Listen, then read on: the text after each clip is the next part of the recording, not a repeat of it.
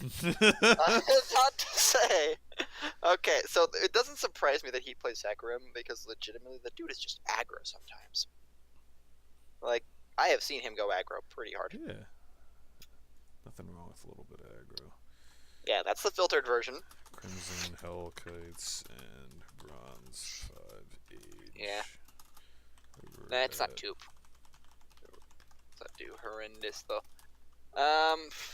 Not like one time. Is this the side choices? Let's fire this up. We're good. I didn't set any music, but I don't really care. We can talk. Yeah, we can't use my music. I do care. Yeah, I know. I have a bunch of NCS music, so. Yeah, same. Yeah. So, okay, just so avoid any sort of Twitch muting. They're gonna be red. Right is Crimson Hellkites. Let me put this up because I do have things. I never actually managed to read the. We'll call it B5A and Hellkites. Jeez, they already. Evidently, this is funny. They already hotfixed Galio. Yeah. They made a mistake. No, he was out for 36 hours, which was too many hours. So. Actually, he was out for longer than that. He was out for almost 48 hours. Yeah. It was 2 days of Galio being stupid. Granted, it wasn't too much of a fix. Winds of War had its AP ratio knocked to 0.8, and thank goodness they nerfed the max health damage down to only 3% total. Yeah. Yeah. I'm just seeing some of the stuff. Are you in the game? No, I'm still waiting. Hold on. Right.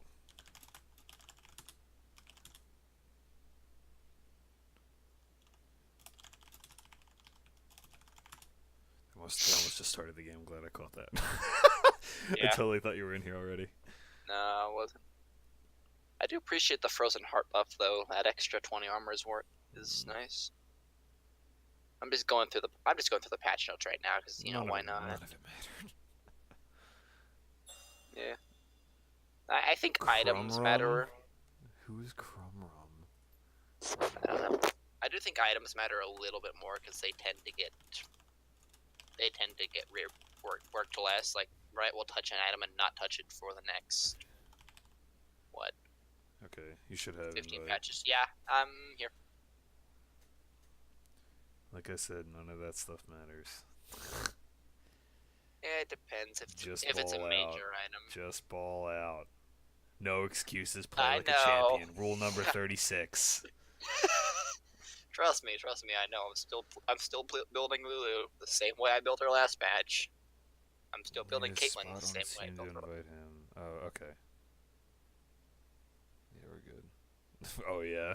Oh, do I want to know? Ziggy's talking mad smack. Perfect. Let's let him spitfire, right? He's how was getting whooped 40-0 last night, Ziggy? I'm sure he's salty about that. He got whooped by a bad team 40-0 last night. Do I want to know? He's a Dolphins fan. Oh. And they got massacred by Baltimore. Yeah, Baltimore is not a good team either. I think he is actually in first though, so I can't talk that much smack. I'm like one game behind him. Fair. I mean, I can talk smack about at least LCS drafts for this until next split. Yeah, we ready. Yeah, I'm good to go. Yeah, I can talk smack at least until next split because I made the intelligent choice here early, and I bet on Fnatic. So LCS carried me hard. That's fair. And it's funny because I actually won with two Phoenix 1 players in my draft rotation. Despite that slat, I still kept them, which was impressive. Got a couple people watching, not much. I figured it'd be low key on a Friday night. Got people taking the kids out for Halloween and whatnot. People going to Halloween parties. Yeah. So, getting into it. We've got Hellkites on the right and Bronze 5H on the left. Was that a missed ban? Did I see that right? No, it was not. Yep, but Nar goes out first. Yeah, we're good. That wasn't a missed ban. Yeah, the Nar targeted EV's Bay. I remember. It's like, he's not a one trick, but he's very, very good at that champion for his level.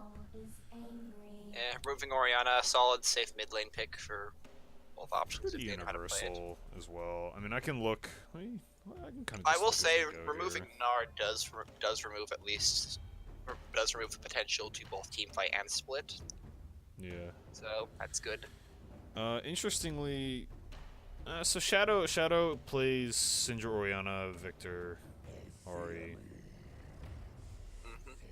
Ori's the second most played, but the win rate's substantially higher, so probably his best champion. Warwick at Oninoken, I know that much. Lame. And Rakan ban as well. So I don't know how Psychobiz. I don't know if Psychobiz has been playing it or not, but Rakan's a pretty strong champion. Yeah, I mean Rakan's an interesting place. So I think Rakan is actually like maybe the best support right now. I think he's been the best support. Like I think he's best support. I actually think he was a better support than Janna and Lulu. So I'd say it is dependent. I will say at least early, Rakan does lose specifically to Lulu. He beats Janna. He beats Janna because Janna really couldn't disengage fast enough. The nurse hit him hard enough that Janna was able to hold against him. Well, he has like the whole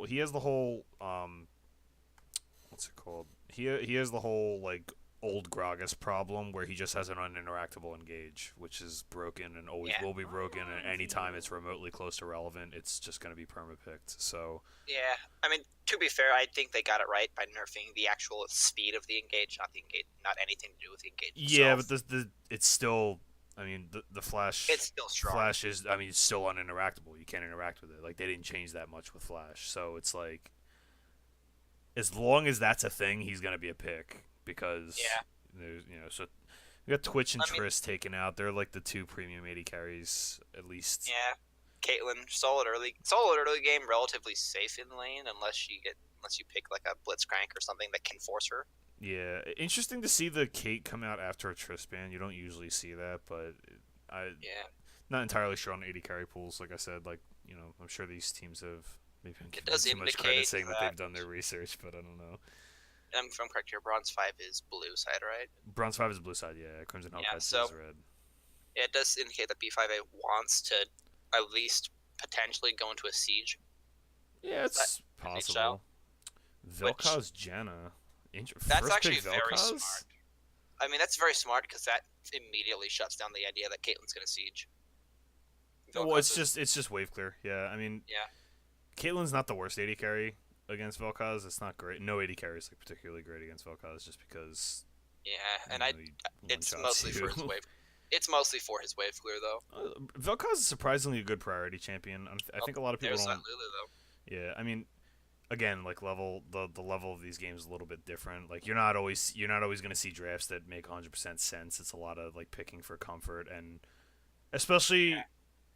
Yeah, I mean, even like Galactic Division, there's a lot of times where like teams will pass on what would be a better pick at a certain point in the draft just to pick a champion that's comfortable for them because it's a big enough drop off that they'd rather have the comfort pick regardless of matchup. So you tend to see a lot of that, and you tend to see a lot of like team comp drafting as well. I like the Sejuani this late. Victor. Yeah. That lets them ban out two junglers too that can do well into it, and I mean in this case, Bronze 5 they can't really target mid lane because Vel'Koz is going on there, but they can definitely target top lane. No, they're going to target it. I think they're going to target AD carry. Yeah. Or maybe they switch the top now that they've seen Renekton taken out. Maybe they can add two more to that pool. I'm not sure entirely what. I would probably ban out top here because Caitlyn is like there's no. EV's Bay is a fairly strong player if I remember right. So, because I mean I've cast a bunch of his games before and he's carried games before. That's what it looks like they're gonna top lane, man. Yeah. Because like there's no real AD carries left that can actually play up into Caitlyn. Mm-hmm. Tristana and Twitch are like really one of the few that could. And no, not really, because Caitlyn's a Triss counter. So and it's like a soft counter to Twitch depending on your support. So the reason you see Caitlyn is because that's why I was It's the suspect of the early pick. gameplay, yeah. When I was that's why I was suspect of the Caitlyn pick because they had banned Tristana, and that's like normally the reason you'd pick Caitlyn, but they're picking it for another reason, which is fine. Yeah. Probably just comfort. They're Here goes your banning out jungle the Ezreal. Oh, thank goodness. Probably That smart champion. that's smart for Sejuani. Sejuani can't interact with that at all, so it's Well, just a dead Sejuani if he finds you. yeah. I mean, it's a dead almost every champion if he finds you. So There are two champions that can actually play as junglers into Ezreal and not suck. Urgot. That's gotta be Okay. that's gotta be a lane ban. Either that or they watched way too many Marines. Urgot did get buffed this patch for what that's worth, and I actually think he was like already reasonably strong. And you know what Urgot is now, actually? Like the new Urgot is similar to Trundle. Like it's like similar to Trundle and like Rumble at the same time. It's really really good against low wave clear tanks. So they must think, I mean, something like Shen, right? Like stuff like Shen or Poppy, stuff like that. I think they're thinking of a tank. Definitely thinking of a tank. I do like the Jinx pick here. That'll definitely outscale, especially with the Janna. So like, there's no way in heaven or hell that they're gonna actually get onto this Jinx. Yeah, I mean, Jinx Vel'Koz with a decent front line. Assuming Eevee's Bay is gonna Oh, okay. Zillion is Zac. Zillion is Zac. It's a proxy pick. Okay. So, I actually find that interesting. I don't think the Zac's early game isn't too particularly strong. Sejuani, I'll give that over to Sejuani this time around. Yeah, but at the same time, like that team comp doesn't really want to be doing stuff early game. Akali is also Jarvan. So. Okay. Oh, that actually works a lot there. So a Zac and a Jarvan. That's actually a little bit of an old part of an old combo there, actually. Yeah. We're like harkening back to the start of summer here with the, with the old Galio Jarvan. Well, interestingly, it's like it's weird that you need to pick engage at some point, but at the same time, you can't. It's kind of suspect picking it into Janna like that, right? Like you don't want to pick. Zac Jarvan into Janna. She's hard counters both those champions, but without a doubt, we needed something. Again, like everyone's champion pools are a little bit limited a lot of times, so yeah. I would have liked to have seen like maybe a Maokai or a Nautilus, something like that can. That guarantees at least one person gets. Yeah, exactly. So if you're not going to have the premium engage that you get with a Jarvan or a Zac against, because Janna's on the other team. I mean, the other thing is too. In this case, what they're looking for is they're looking for picks. Yeah, I mean, the other thing to consider too is like not everybody's perfect. Janna can't have ult for both. As long as they stagger their engage, it'll be fine. So. Yeah, I do think that's putting a higher execution barrier on themselves, though. Yeah, I'd agree with that. That's gonna kind of gonna come back to bite them, because Zac's engage is literally he slingshots in at a predictable point, and all Janna has to do is click a Q, and he's he's done. Click a Q and then save your ult for the Zac, or click a Q for the Zac and save the ult for the Jarvan, and you're good. And that's all there is to it. Even if Jarvan ults the Janna, her shield's big enough that she can stay in there for actually a really long time. She can just like tank him more or less. So. It's kind of like the same reason why you almost never Jarvan ult Lulu, because she's just gonna sit there in your ult. Exactly. Laugh. Well, she can also ult to disrupt if it's perfect. Ult to ult to disrupt, ult to give her HP, shield herself, polymorph him. I'll admit I have killed Jarvans during their ult as Lulu, because what do, right? Yeah. You threw yourself in with the support thinking it was squishy, and surprise, surprise, the support's just gonna say no. That is a top lane Jarvan, though, so that's Yeah, I figured it was top lane Jarvan. It's not gonna be. I mean, you can do top lane Zac, but it's. Yeah. So top lane Jarvan into Galio. So this is kind of going to be that tank match, but it's not going to be like really a wet noodle fight. Both these tanks have fairly high damage actually for tanks. So, kind of interesting. Post nerf, Galio got massive base damage nerfs, which had to happen because that was what was putting him over the top. Honestly, not the hotfix, but like. Going into the intent this patch was to shift him more towards you need to build some AP. Not even you need some AP. You need a Rod of Ages, or Make him more of an anti-mage tank than just a generalist tank. I think is a Yeah, right yeah. thing. Like you need, Because you want him to build like Abyssal Mask and Roa and stuff like that. Like you don't want him to just be like, oh, well, I'm gonna grab all the items.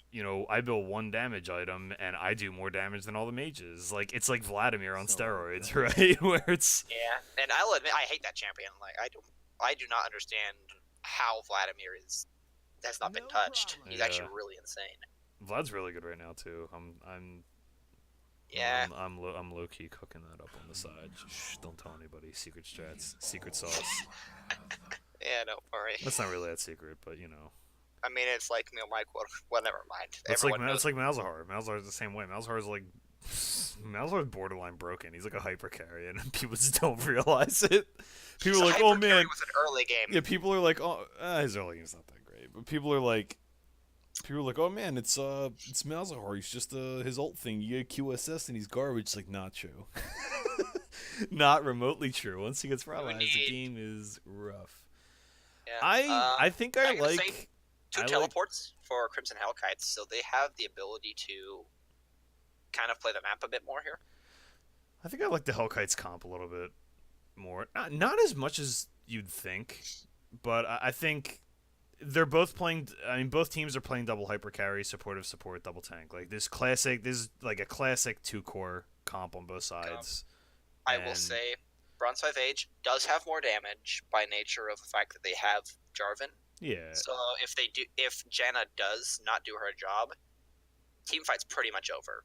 Because those two carries, like Sejuani late game won't do enough damage to mean anything. Janna actually tickles. Yeah, and you want to like look at a different angle for this too. Like if this ends up being like a cleaver Titanic Jarvan, there's if he gets ahead enough, he can just bulldoze this Galio and split push, and they never have to team fight. Now Galio's good in situations like that because he can get jungle help in his ult. So yeah, and he has decent wave clear, which helps him deal with those pressures. Exactly. So it's exactly why Gigabyte Marines, when they did their crazy Galio, the crazy Nocturne comp, they put the Galio in the 2v1 because he can just clear waves for days. Yeah, exactly.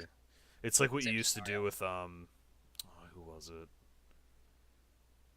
You used to do the same thing with like Nautilus and Rumble because they could just shove 2v1. Well, not as much Rumble, old Rumble before they nerfed his Q. Yeah, and speaking of that Rumble nerf, I don't think it really mattered too much in the end for Rumble. I think not really, but what hit Rumble hardest was that tanks came back, but they were able to deal with them. Yeah, I mean Rumble's still fine. He doesn't need to worry about anything. He's got his niche. So I am actually kind of. I do like the double teleport though coming out of Crimson Hellkites. It does give them the ability to play the map. Yes, Vel'Koz might not be the fastest pusher. Yeah, but running. I mean, he clears in a couple seconds. This doesn't take him long. But I don't like not having a defensive spell. All right, so one thing I will say, they have great frontline and great peel, but Jarvan is like the pick into Jinx and Vel'Koz. Like if I have one champion against both those champions, I want Jarvan on my team. So. And Zac too. Zac's actually incredibly good against both those champions as well. So if they're caught out without Janna, they're pretty much dead. Yeah. So in that situation, I'd prefer like a barrier and exhaust or heal on Vel'Koz. But I mean, they're both good compositions. A lot of execution. It has occurred to me that maybe the teleport is just for the lane. Maybe he's looking to do a really early back, and then probably. I mean, a lot of people just default to double TP. I mean, there's certain players that just always play TP on whoever. It's not necessarily champion specific.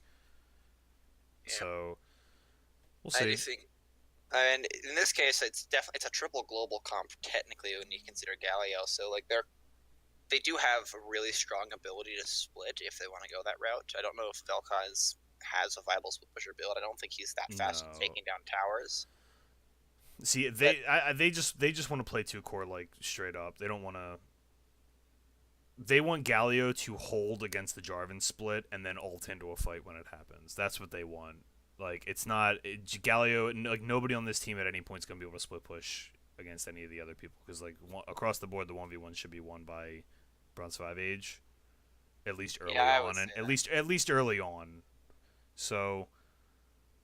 And I think I will say Hellkites probably scales harder in the AD role. I'm not Yeah, for super sure, sure. for sure. I'm not super sure of the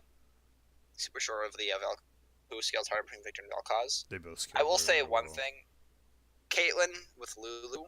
That was like I'm actually surprised Crimson Hellkites didn't take Lulu early because Lulu Jinx makes it so that Jinx does not have to buy any attack speed items. She Exactly. can just build pure damage. So the fact that they have Jenna, I don't really like that. I think there's a missed synergy there, and especially taking Lulu away from a Caitlyn. Well, Like you this can't. champions you don't. You still need to build attack speed on Jinx. You can't go double crit item, or you still need to go double crit item on her. Like I don't think there's. Again, dependent. I've the best I've done, and this is again another person who does play Jinx. He plays it. I say he plays it fairly well. He's not the best, but he's about at the same level here, and we will build. We'll legitimately just this is just Ardent Sensor, Ardent Sensor Max Whimsy second, and Jinx I after mean, the you got to races. remember, Ardent Sensor's like gutted. It's very bad now to rush. Like it's not worth it at all. Like it's not even gold efficient anymore. Oh, yeah, So it's not. I mean, it's not even. It's not gold efficient until like level 16 or something now. Yeah. So it's not really the Ardent Sensor that did that. It's actually the Whimsy that's the synergy part. Yeah, but if you're maxing Whimsy, that's not good. Not against Caitlyn. Yeah, so the lane will have an effect here. I do think it's a very good takeaway from Jinx, and we're started up and we're already after a pause. He messaged me already about it, but yeah, like just speaking of of that lane. So I will say I think if Janna can position properly, there's not really much Lulu can do into her, so that lane will still win either way. Like Lulu does have the distinctive difficulty of she's really good into most of the engaged supports. There are a couple I will say do just kind of hard counter her existence. yeah. But like Alistar, she's good into. Rakan, she's very good into. I think she's one of the reasons why Rakan wasn't so popular in professional play. Well, Rakan wasn't popular in professional play because he's banned every single game. So he's been picked or banned in like 95% plus of games this year at World, like on 7-18. Yeah. So especially with Kalista, I do blame Kalista mostly. Well, here we go. Kalista's also been like perma banned. So hold on, let me turn this volume down just a tad. And it looks like we're getting fairly. We're already starting off here a fairly standard fan as far as Crimson Hellkites, but it looks like Bronze 5H is looking for a little bit of action early on. Grouped up as 5, running straight for the blue buff here. Did you ward that brush? Yeah, I'm not sure they're going to get anything here, but let me trade wards. So, two wards for one doesn't really mean anything. It's fine. 2 wards no for harm, no foul. Yeah. It is wards from top and mid, so bot lane safe, but there's no they're gonna have to top and mid lane are gonna have to play a little bit more respectful. Yeah, I think. Of that. But that's I don't think that would be too much of an issue as far as like their clear speeds here. I think a lot of this game is gonna fall on Zach, to be honest, because if Zach gets countered early, he's not gonna get countered early. They don't have a team set up for it. Like, they don't. I mean, they're gonna have pushing lanes, but they're not gonna have. I mean, it's not gonna be like such a massive advantage. Yeah, it won't be pure invasion. Actually, I mean, they're not. They're gonna get pushed in bottom, so bot's gonna lose. Mid's gonna be a wash. Actually, Victor, it'll be wash until his first buy or second buy, and once he gets like 4 or 5 points, yeah. But and top will be like sort of a wash. So sort of, yeah. We're gonna turn that down. Jarvan may have to if Jarvan can trade properly here, and we're already getting up to it. So Sejuani's doing the standard blue into wolves. Zach looks like he did his raptors. No, he didn't take his raptors. Yeah, just did Zach's doing. Red Yeah, they're wolves. just mirroring. So they're mirroring right now. They're both gonna end up pretty much topside at roughly the same time here. I think Jarvan's actually that 2v2, if that's the intent. Nice damage landed in the bot lane and in the top lane. Yeah. Caitlyn Already hit down a a double. potion. Caitlyn hit a double flip over Peacemaker. Yeah, already down a potion. That's really critical to get Janna low. Nice trade. Shield comes out late. Still coin on both supports. That part's not surprising. Coin's still good. Yeah, they didn't change much about it. Junglers are gonna be in the top side river here. Yeah, Sejuani does pick up the Scuttle Crab though, and they're fighting. Yeah, a little bit of a fight. Oh, Flash burned out though. Yeah, Zach pops the flash. Looking like Shadow's gonna come over and try to help, but yeah, looks like. And look, well, things will normalize for now. Galio has the push advantage for a while here. Does miss that creep though. yeah, and I mean, like I was saying, there looks like a misclick flash maybe. Psychopath's there in the bot lane. Yeah, I think he misclicked. Yeah. But, I mean, part of what what I was just saying was part of getting rolling in this game. I think Zach had to get probably hit. I think the obvious play, and which is why I think Oninokin chose the path that he did. Hopefully on purpose, is that it was a pretty obvious game plan to gank top. Yeah. It's like more or less his only gank option. Victor doesn't have a lot of gank support. Caitlyn Lulu doesn't have a lot of gank support. Jarvan does have a lot of gank support, so. Yeah, And if he's the split pusher that can get Galio's going. constantly pushing, yeah. I mean, he's gonna try for this anyway, so I mean, I don't think it's There worth isn't trying. any ward. They don't have. There any was ward. a ward. There was a ward behind blue. So, or not behind blue. There was a like right off the blue ramp, in top side. Yeah. So, could have been. Yeah. And Eevee does pay respects and does ward the rush. Scuttle Crab expiring here too. Means that. Prophet really low up here. Didn't want to blow his teleport. Yeah, he's just gonna back and TP. Yeah, I don't think he has much of a choice in the matter. He does have a slight CS lead, but Galio's gonna even that out on this wave and be able to deny Prophet heavily.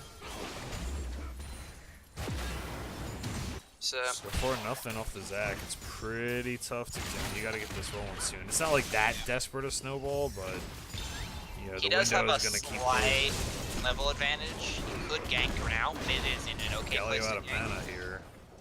He Yeah. does have a level advantage though.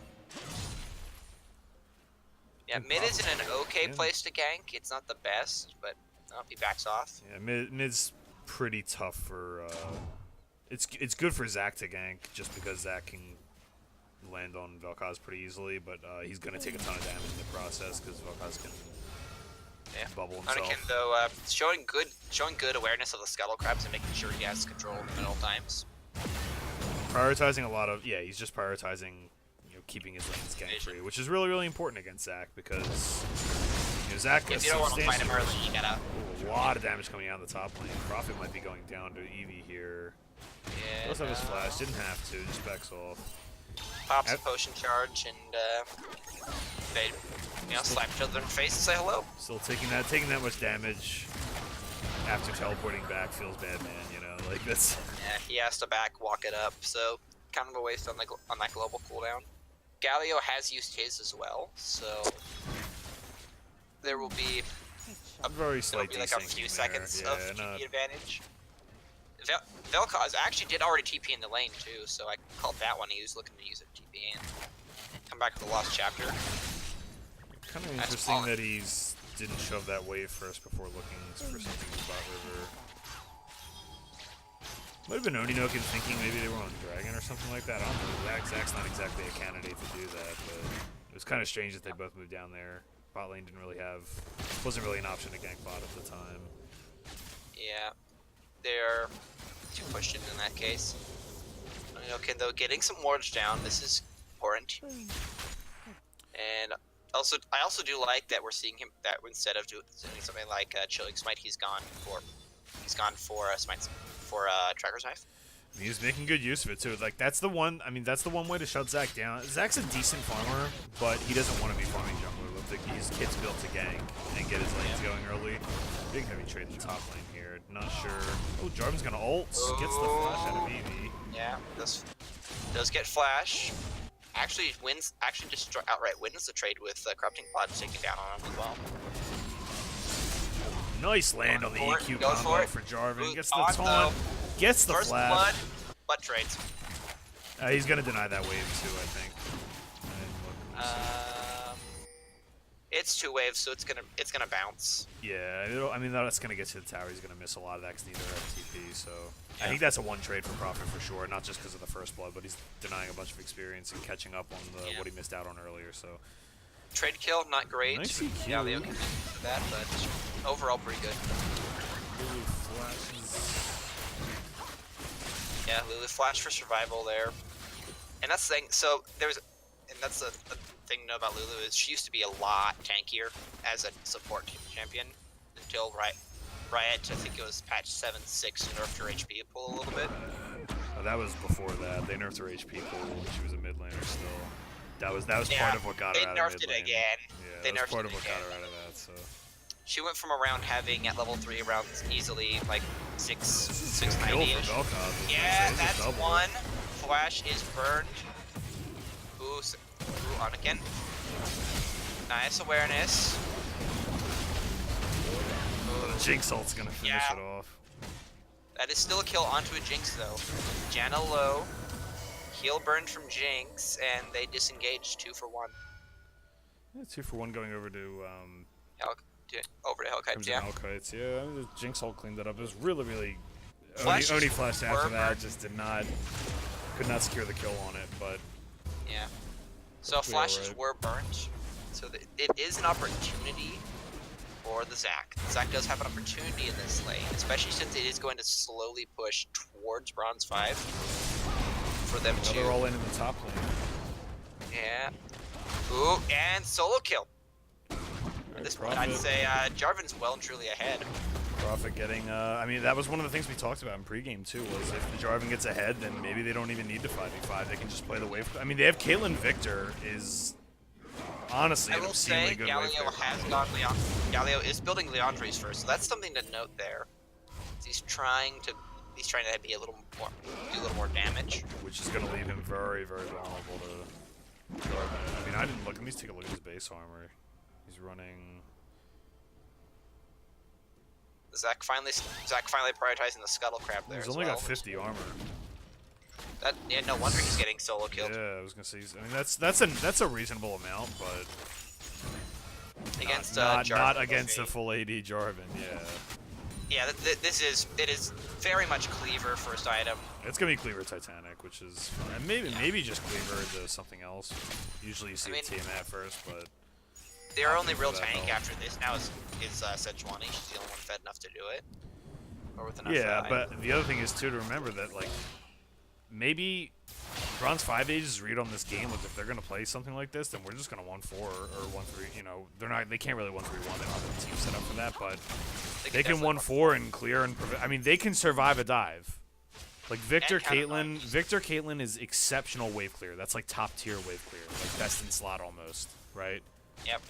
And with Zac, they actually have very strong counter engage.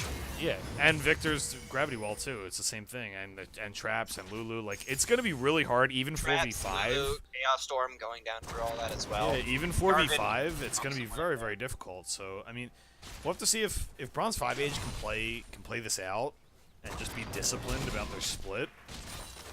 I mean, at this point, if I'm Alston, I'm hanging around top nice lane. Nice combo there down onto Janna. That's half her HP gone. She has to pop potion immediately. If I'm Alston in this situation, I think I'm probably hanging top, not to get Jarvan further ahead, but mostly because Oni Nogan's gonna be up there. I mean this is kind of where the mind games come in, right? Like Oni Nogan could make this read and be like, okay, well they might think that I'm gonna come top now, and he could go bottom or force dragon. They have a lot of vision control on the bot side, right? Yeah, it looks like they're actually gonna be aiming towards that dive there. Do have a flashless Caitlyn and temporarily flashless Lulu. It's gonna be close. Yeah, Lulu's flash is up already, actually. So Lulu can get out, Caitlyn can't. Which, from experience, you really only if the Lulu has flash, that can be enough easily to get them out. They are clearing that vision there, but that control ward is gonna keep. The control ward's definitely gonna make things dangerous. Yeah, there are pings going down around the dragon pit, so I think they're looking to maybe stop this gank here. It looks like they're prepping a counter gank. Yeah, I'm not a huge fan of this control ward placement because that actually won't see the back of the pit, like on the bottom side. Yeah, I think they're trying to catch wards that are outside the pit as well. This could be a pick and counter gank That's again. Ult does come out. Barrier is popped. Vel'Koz ult does go down. Is cancelled. Oh, Ziggy Janna takes it, the kill. The support gets one. Is it going to be the double? Oh, nope, he backs off. That was a really unfortunate series. Oh, not even unfortunate. It was a good setup on the side. It was a good setup on the side of Crimson Hellkites to know. Okay, they had an idea Zach was in the neighborhood, right? Because they had just seen him before. They didn't know exactly where he was. They didn't have like perfect information, but they had an idea that, you know, Shadow's not going to step up like that without backup. A jungler, yep. So, That was a good read on the situation. There's also a good read on their own lack of summoner spells. yeah. The bot lane had Jinx and Janna had no flash for a good long while there. So that's like catnip to a Zac, right? Yeah. It's also worth A mentioning. bit of trading going down there again. It's also worth mentioning in that specific situation, like looking at that fight again. Oh, we got it all in the top. Looks like he's just poking. No. Yeah, Probably doing a good job putting it down. He's bullying at this point. That Black Cleaver is gonna make Huge CS lead on the top side. So. Yeah.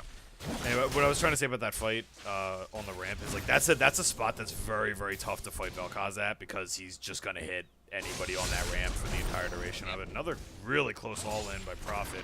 Holds the ultimate. Yeah, he's making sure. Or it might have just came back up. Oh, it did just come back up. Okay, so he didn't have it right away. Hasn't really needed the ult. Just been going with EQ there. I was gonna say I don't think you go for that. I think you let him back, you put damage on the tower, and then you just all in him the second he teleports back to lane. Well, like he's doing right now, so he's... I think it was really smart, because, I mean, most people would go for that, right? Yeah. Like, most people would just go for the kill there. The bronze mentality would be definitely just flash for the kill, right? Yeah, for sure. Headsy, you know, to conserve your cooldown like that. Because, I mean, right now, he's dictating the pace of this game. Because Hellkites is trying to force play, and they did get something on the bot side of the map in the river fight there. But like Hellkites is now in a situation where their bot lane's under pressure, they're losing you know CS advantage. Mid lane's doing well, but it's really tough to play around that. Yeah, that Galio taunt actually kind of working against him a little bit there. Yeah. So I mean, the thing is, like, despite all that though, like it's only netted them a 200 gold lead. That ult does come down. He is out of tower range. So this is just a slow auto attack to death. Prophet absolutely dominating this matchup. Yeah. Well played on get the this jump part. on him, yeah. Janna trying to run some scrimmage there. Zach is taking free tower. Well, not tower, but he's taking may as well be tower. Cloud Drake hurts a lot. Is definitely the most damaging of the Drakes. So that's a free tower shot there. I saw a free tower shot just go down. Yeah, kind of.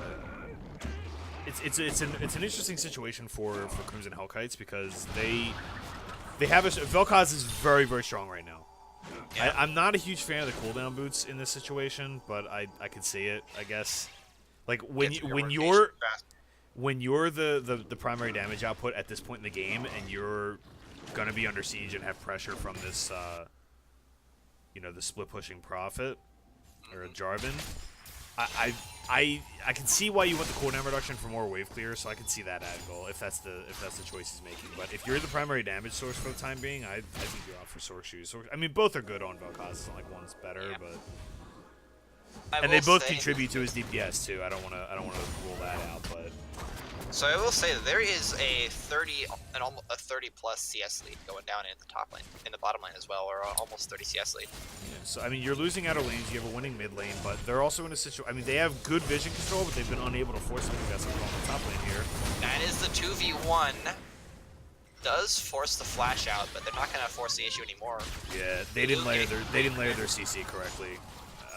Oninoking ulted to follow up the taunt, but he did it at the same time, so they lost a lot of uptime on, you know, CC that maybe could have allowed them to. I mean, if he had saved Sejuani ult until after the flash, he could have ulted and they maybe cleaned it up. But I think like we could get a 3v3 in the top side here. Looking at this top side, we got to fight in the bot as well. Yeah, bot side still just pushing out. Caitlyn is more powerful than Jinx right now. They're trying to exert that advantage a bit. She does go for it first. Okay. All in the top lane here. Is he playing Matchmaker? Tries to play Matchmaker. Captures him. Goes to the Chaos Storm. The Jarvan ult comes down. Galio ults on top of Sejuani. And now Prophet's in a 2v1, but Yep, there we go. The shot does get killed. Zac really doesn't have the damage here or the CC to back it up. In fact, they could actually just win this 2v2 if they keep it. Yeah, he's dead. He's dead. That is a trade, though. It's Victor. It's gonna be a double or triple for Victor here. The flash is burned out. Ooh. Yeah, he gets a double. Oh, nice. Okay, cool. So he gets it. Gets a double. Burns flash for it, though. So, end of the day, that was a 2 for 2. Durkadurk did get out by the skin of his tentacles there. So, there's a chance. It's okay. It's good for the Victor. Yeah, good for the Victor. Good for. I mean, it's still just stuff being denied to Eevee's Bay though. Like he's gonna. So overall, it's a win for Bronze 5H. They're up about 1,000 gold. Yeah. After that trade. They also got Victor, who was their losing lane. He wasn't losing that hard, but he was the losing lane. Got him back into the game, and I mean they're pretty much shored up in all their weaknesses now. They got. I mean, they've got, like I said, they have great wave clear, great disengage. All they need to do is hold serve now and let Prophet do his job, and that's all they need to do. Bronze 5H, well aware of the gank, but let Zac down there to dissuade the 3v3. Actually, 4v3, so then they don't want to go in on it. Yeah, that top fight was maybe a tad over aggressive, but I like that Bronze 5H is playing to their win condition. Like, they know how they gotta win this game. Zac going into the bottom. Yeah, that actually, the teleport spent. Jarvan is down here. He's a bit far away. Flag drag gets massive chaos storm. And Lulu gets a kill as well. That is a powerful combo. Yeah, powerful combo coming out of Jarvan there to ensure those kills go down. Pretty much everyone and their brother picking up a kill, but it's Vel'Koz is going to ult, but won't be enough to kill Fizzle. They are going to take this dragon. Yeah, let's take a dragon for that. They've still not been able to fulfill Caitlyn's condition for getting ahead. Still no, I mean, they have top tower down, no bot tower. I mean, that is full engage. Vel'Koz, yeah. You could get 2 on the way out. I'll take that. Yeah, play their Durkadurk. I mean, does give Prophet shutdown gold, so I think it buys Eevee's Bay time to get some damage on this tower too. Because Prophet, I mean, Prophet had no teleport, so by not recalling there, you're basically surrounding the topside tower. So end of the day, end of that series of trades, it is 1-for-1 in towers. It's relatively even in kills. A little wasted movement. Caitlyn started. I mean, I guess they're gonna just kill Galio. Change of plans. I did not think. I thought this was going to be some wasted movement on the side of Galio's going to explode here. Yeah, he does not have the armor to survive that. A cloth armor is not going to be enough. I initially thought that was going to be a lot of wasted time by Caitlyn walking up to top lane when there was no tower there, but Janna is actually going to almost... Yeah. Janna's actually almost going to kill the Zac here in the process, too. Oh, gets the red buff, though. Wow. Diggy. Janna. Wow, and that's why LS said Jungle Janna would be viable. It's classy. Keep it classy, Janna. Thief. Stealing kills, stealing buffs, stealing CS. I was talking top lane about how they weren't going to go winning, and the fight happened. Yeah, never. Just a quick ult and pop on the way out. I mean, no defensive summoner was going to save him there outside of Flash. Yeah. But well, even Flash might not have been enough. There's the damage. The Jarvan's just too ahead. He's actually built a Jarvan's 5th second, so that is going to be a Hydra. So that is Cleaver Titanic. So Jarvan's ready to go. As soon as TP's up, he's ready to split push. I mean, he doesn't have his ultimate now. He should just be splitting top, I think. He should be splitting top, and the rest of his team should concentrate on getting vision on their entrances and trying to anticipate where Crimson Hellkites are going to force the play, because that's the way this game's going to shake out, right? It does look like that is what they're setting up. Like, I mean, they're going for the siege now. They're making the read that it's going to be a bot siege. Caitlyn almost dying to the Leandries and Winds of War, or Winds of War, right? Winds of Torment, I think. They are setting up a split. It's a 4-1. It's a near lane 4-1. So Lulu explodes though, so that was a face check that was unnecessary. Lulu pays for that. Yeah, that 4-1 now. Breaks Jarvan, down. yep. Why aren't they taking bot tower? Stop chasing kills. They're not gonna kill Providence. Yeah, you're not. Oh man, this is. I mean, they might get something out of this, out of another mistake by Bronze 5 Age. Yeah, Shadow does pay for it. Man, Bronze 5 Age was doing, they're doing such a good job reading the plays and playing to their win conditions, and then they just kind of there was just a breakdown in I think approach it was there. probably communication a little bit there. I think they were calling for the Jarvan to come down. Maybe, but when they step into the river like that, you gotta respect that they're there whether you have vision or not, right? Yeah. And you gotta understand, like, ooh, nice flash. Ooh, nice. I mean, he had to do that, like, more or less in that frame, like, pretty close to it, because Jarvan now, it will do the damage if you flash it too late, so. Yep. So, that is tower, though. That is tower to Crimson Hellkites. Now, the lead does swing in their favor. But mid lane, they do sack mid lane for this. So that it does have the potential to be very important there. That is give Jarvan a lot of freedom. Bronze 5 Age should probably swing back and push, like, shove bottom really hard now, because they have the isolated matchup in top lane again. You see Prophets grabbing that red, he's just gonna go grab that CS and start shoving top. Now, you need to... I like that they're trying to pressure something. Okay, now they're being more decisive. I was gonna say, I can't tell where they're moving, but... You gotta be putting pressure on the map when your top laner's got pressure. Yeah. It looks like they're trying to exert control over that blue side quadrant. There's not many wards yet. Lulu hasn't gone into that jungle yet. I think they just want the tower. Yeah. I would definitely still try to exert a bit try at least get a couple of wards down. Just going back briefly to that bottom fight again, but, like, you know, in the face shot, never mind, get some action here. Prophets. A little bit of a fight here. Sejuani not tanky enough, but the Galio play does flash. We'll have to probably flag and drag out. No, Zach comes in and says hello. He has no flag. Wow, massive damage. Victor maybe gets the one back into this. No. Not quite. Wow, feels bad, man. Galio trying. That's a lot of damage, actually. We'll get him. He actually... That's what they did at the market. Galio has Thunder Lords too, so like the intent on this Galio was never to be in bank. Yeah, you're right. I mean, Bronze 5 Age was doing a really, really good job for like the first 15 to 18 minutes of this game, like knowing what their win condition was, and they've kind of just like succumbed to the chaos a little bit. Yeah. After that, I mean, look at everything that's happened since that Lulu face check in bot lane. Like they gotta take a deep breath, settle back in. Realize that you still have a massive Jarvan that can still destroy this 1v1 matchup. I will say, on a note for Crimson Hellkites, one of their win conditions is better off. Jinx does have the same amount of items that Caitlyn does. That's a flash forced out. That is flag. Oh, that Janna ult. Perfect. Yep, that is. Perfect. Like you said, they... Janna is the counter. That's just getting counter there. He does force the ult out, although at the cost of his teleport. Wow. So if they want to make a dive, they have to do it quickly now. Jarvan still has ultimate. He's gonna get that Jinx. Yeah, yes, that was not respecting your lack of summoners there. I mean, Antitoxin maybe thought that the disengage was on the ult, not another flag and drag chance, or maybe he didn't. He just thought he was safe. I mean, he could have known that wasn't warded either.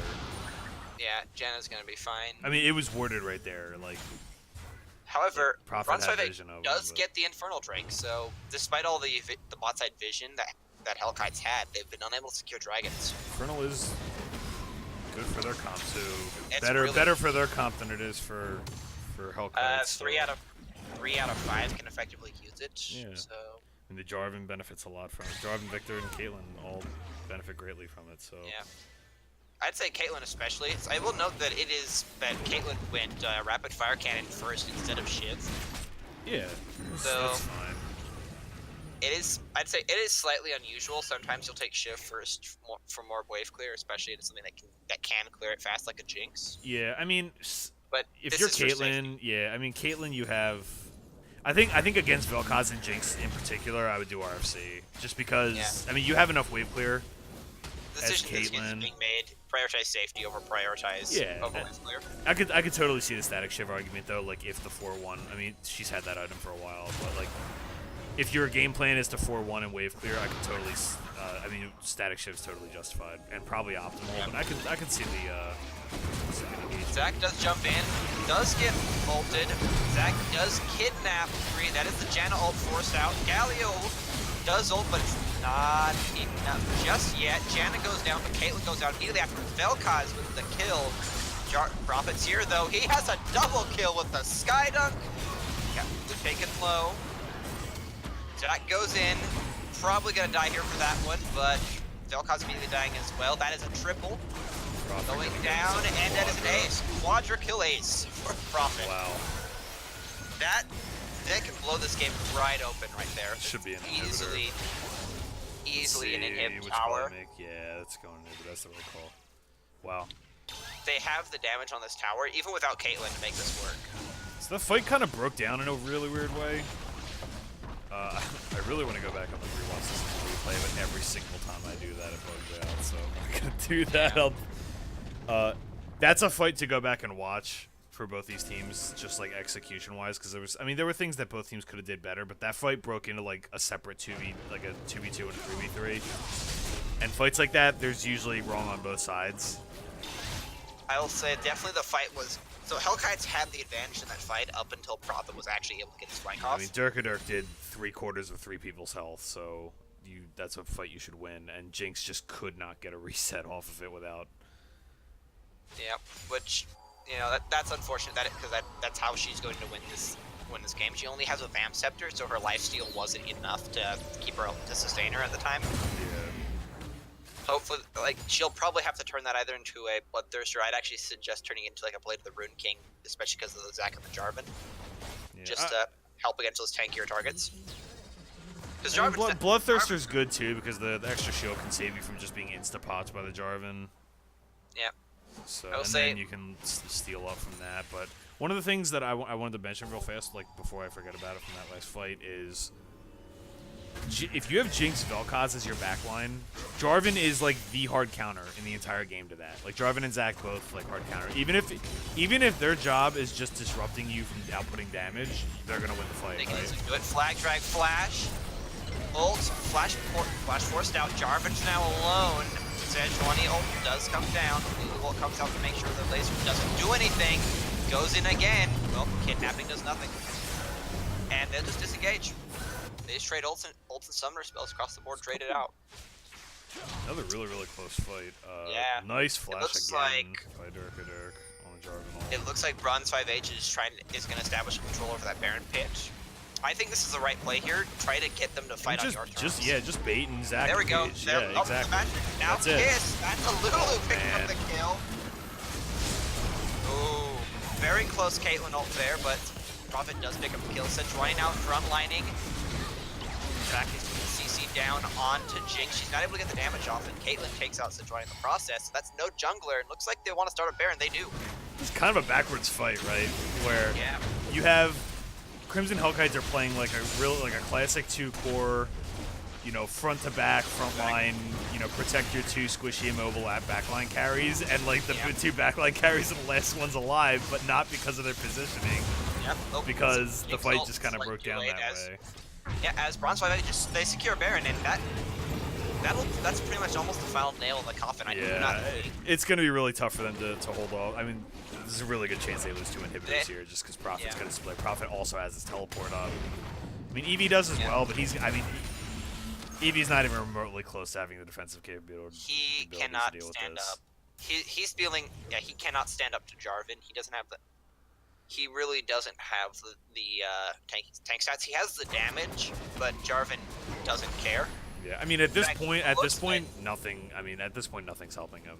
He's going a Guardian Angel as his last item. Like, this Jarvan is fed. Yeah. Like, you don't go Guardian Angel unless you're that far ahead. See if Hellkites can maybe make a pick in transition here before they're able to establish this 4-1 split. They are going for some dragon control though. That is a Cloud Drake. Prophet's grouping too. I mean, this is a big opportunity for Hellkites to get back into this game, because I actually do think it's a mistake grouping here. Oh, Zach goes in, does get onto the Janna. She does blow the tornado. Luluwalt does come down. Look at Gets that damage! Jinx. Look at that damage from Galio. Jinx is dead, however, already. The hyper carries are down. This is a very clean fight. They're coming out of Bronze 5 age. Not how much you can lift. This is really, really well fought by them, and they were not that far ahead, but was critical for that fight. absolutely. That ultimate picking Jinx off in particular, I'd say that's bad positioning on her part. She should have been aware of that. I don't think Janna did not have ultimate, so I think communication was broken down there. But that ultimate pretty much secured it for the Galio doesn't have the damage to actually count as a carry here for this one, so I mean that really was a hell of an engage, like, because I actually think it was a mistake to be grouped as 5 period for Bronze 5 age. Like, you have teleport on Prophet. I mean, I guess there's like a universe where you think that they're just gonna hard engage on you and a teleport flank, or like a late teleport, that 5 seconds could matter, but I think Hellkites' team is so good, like, front to back, and they have the Jinx, who's like the tiebreaker, you know? Yeah, in like this the case, first kill on the Jinx team, she gets resets, the fight's over. She just wins the fight, right? It's the same thing as a Tristana, right? Tristana gets her one reset, exactly. she goes off. Exactly. Flag Rex out, so the siege abated for now. I just think it was a mistake not abuse. I mean, there. you have a Fed. Jarvan is 5 items, 4.5, 5 items. Just let him do his thing. Oh, they're going off for the pick, though. Galio's trying to get that kill. Janna really can't do anything. Yeah, ultimate does come down. Zach, still not super tanky. He does go into Bloblet form. Luckily, blob positioning. Get him out. Crazy split fight over here. Yeah. I'm trying to watch everything. I don't have the zoom out. Goes down, though. Jinx does go down, and Jarvan's just gonna murder Vel'Koz here in the background. Not really enough damage left here. That's your 3 damage dealers down. Janna said join. It's not having any damage here. Prophet actually back to splitting. So Prophet's up actually into splitting. You know, he's made some questionable macro decisions in the last like 5 minutes or so of this game. I mean, that's like a team decision, but yeah. Prophet's. I mean, he's tremendously fed, but Prophet's playing these team fights like really, really well. There is a lot of cooldown management on Jarvan in team fights, and you have not that big of a margin for error, right? Like, once the carries start getting money, if you're not popping them, or if you're not getting the EQ hit on them, and then like also the ultimate, there's a really good chance that they just survive enough and just kill you, because you're not that tanky, you know. Yeah. Once they start getting gear. Caitlyn didn't go hasn't actually gone shift period. She has gone. The Hurricane, yeah. She had that last fight. I was gonna say something about that, like. Not optimal, but I guess it's okay if you're on. As a siege comp, into another high wave clear comp, it's okay. Well, her range, like, I'm not sure how much. Like, all right, so Caitlyn's range prohibits Hurricane from being used in a lot of situations. So yeah, it also doesn't stack headshots anymore like it used to. Yeah, I do say Shiv is overall better. I also think. I mean, a little reminder, but. Is better in the long run as well, but they don't have the healing for it. So. I think it's okay. It's just another crit item. Like, honestly, the Hurricane part doesn't matter right now. It's more just like I needed another crit item. Like, none of the other stuff matters. But crit and attack speed. I mean, Sejuani and Galio, there's a reasonable chance they're gonna be in front of her and she can start getting Hurricane procs. But like the Hurricane bolts they're not gonna hit the backline or anything like that like they used to. So yeah, start not setting really a trap too line. much. I don't see a trap line. Start setting it up. Let's go. Yeah. You have them on cooldown. You guys start setting a trap line here. Yeah, and now this is the holy cow. Jarvan going deep for that engage. Janna, though, does go down first, so that's pretty much a guaranteed fight. Sejuani down as well. The front line melting from Crimson Hellkites, and that's a double kill, though, over to Caitlyn. That inhibitor's gone. They could just end the game right here. It's very possible to the game. Oop. Oh, nice. Cheeky little ult there. Yeah. Cheeky little ult here. They are going to rotate bottom lane, so they're going to try to take advantage of that. I think Jarvan should just top lane as well. I think you should just stay bot. They should probably recall, to be honest, because they're not. I mean, they might be able to get this tower, but that's it. They're not going to get any more than that, just because By the time they're up again, they're going to be able to start a fight, and you don't want to get in a fight after having not bought and the other team's bought. So, because this is a situation where you're playing damage control, right? Like, or not damage control. This is a situation where you're trying to minimize any percent chance that the enemy. Oh, they're fighting again. Yeah, that's a great engage. That's a great really engage. solid flank coming in from the Jarvan and the Zac. No ults needed in this case. You think we're going to see Jarvan and Zac bans next game? Yes. Or so you're either going to see that, or you're going to see an adjustment that the carries of Crimson Hellkites are going to be playing. I think Jarvan might actually go down here. Guardian Angel popped. That is a full HP Sejuani. Yeah, he's going to die here. Nothing. No. Oh. That's Sejuani ult. Almost spelling a shutdown for Prophet, but Victor saving his life. You know, I was gonna say that was an overstay, but I'm gonna give credit to Bronze 5 Age, right?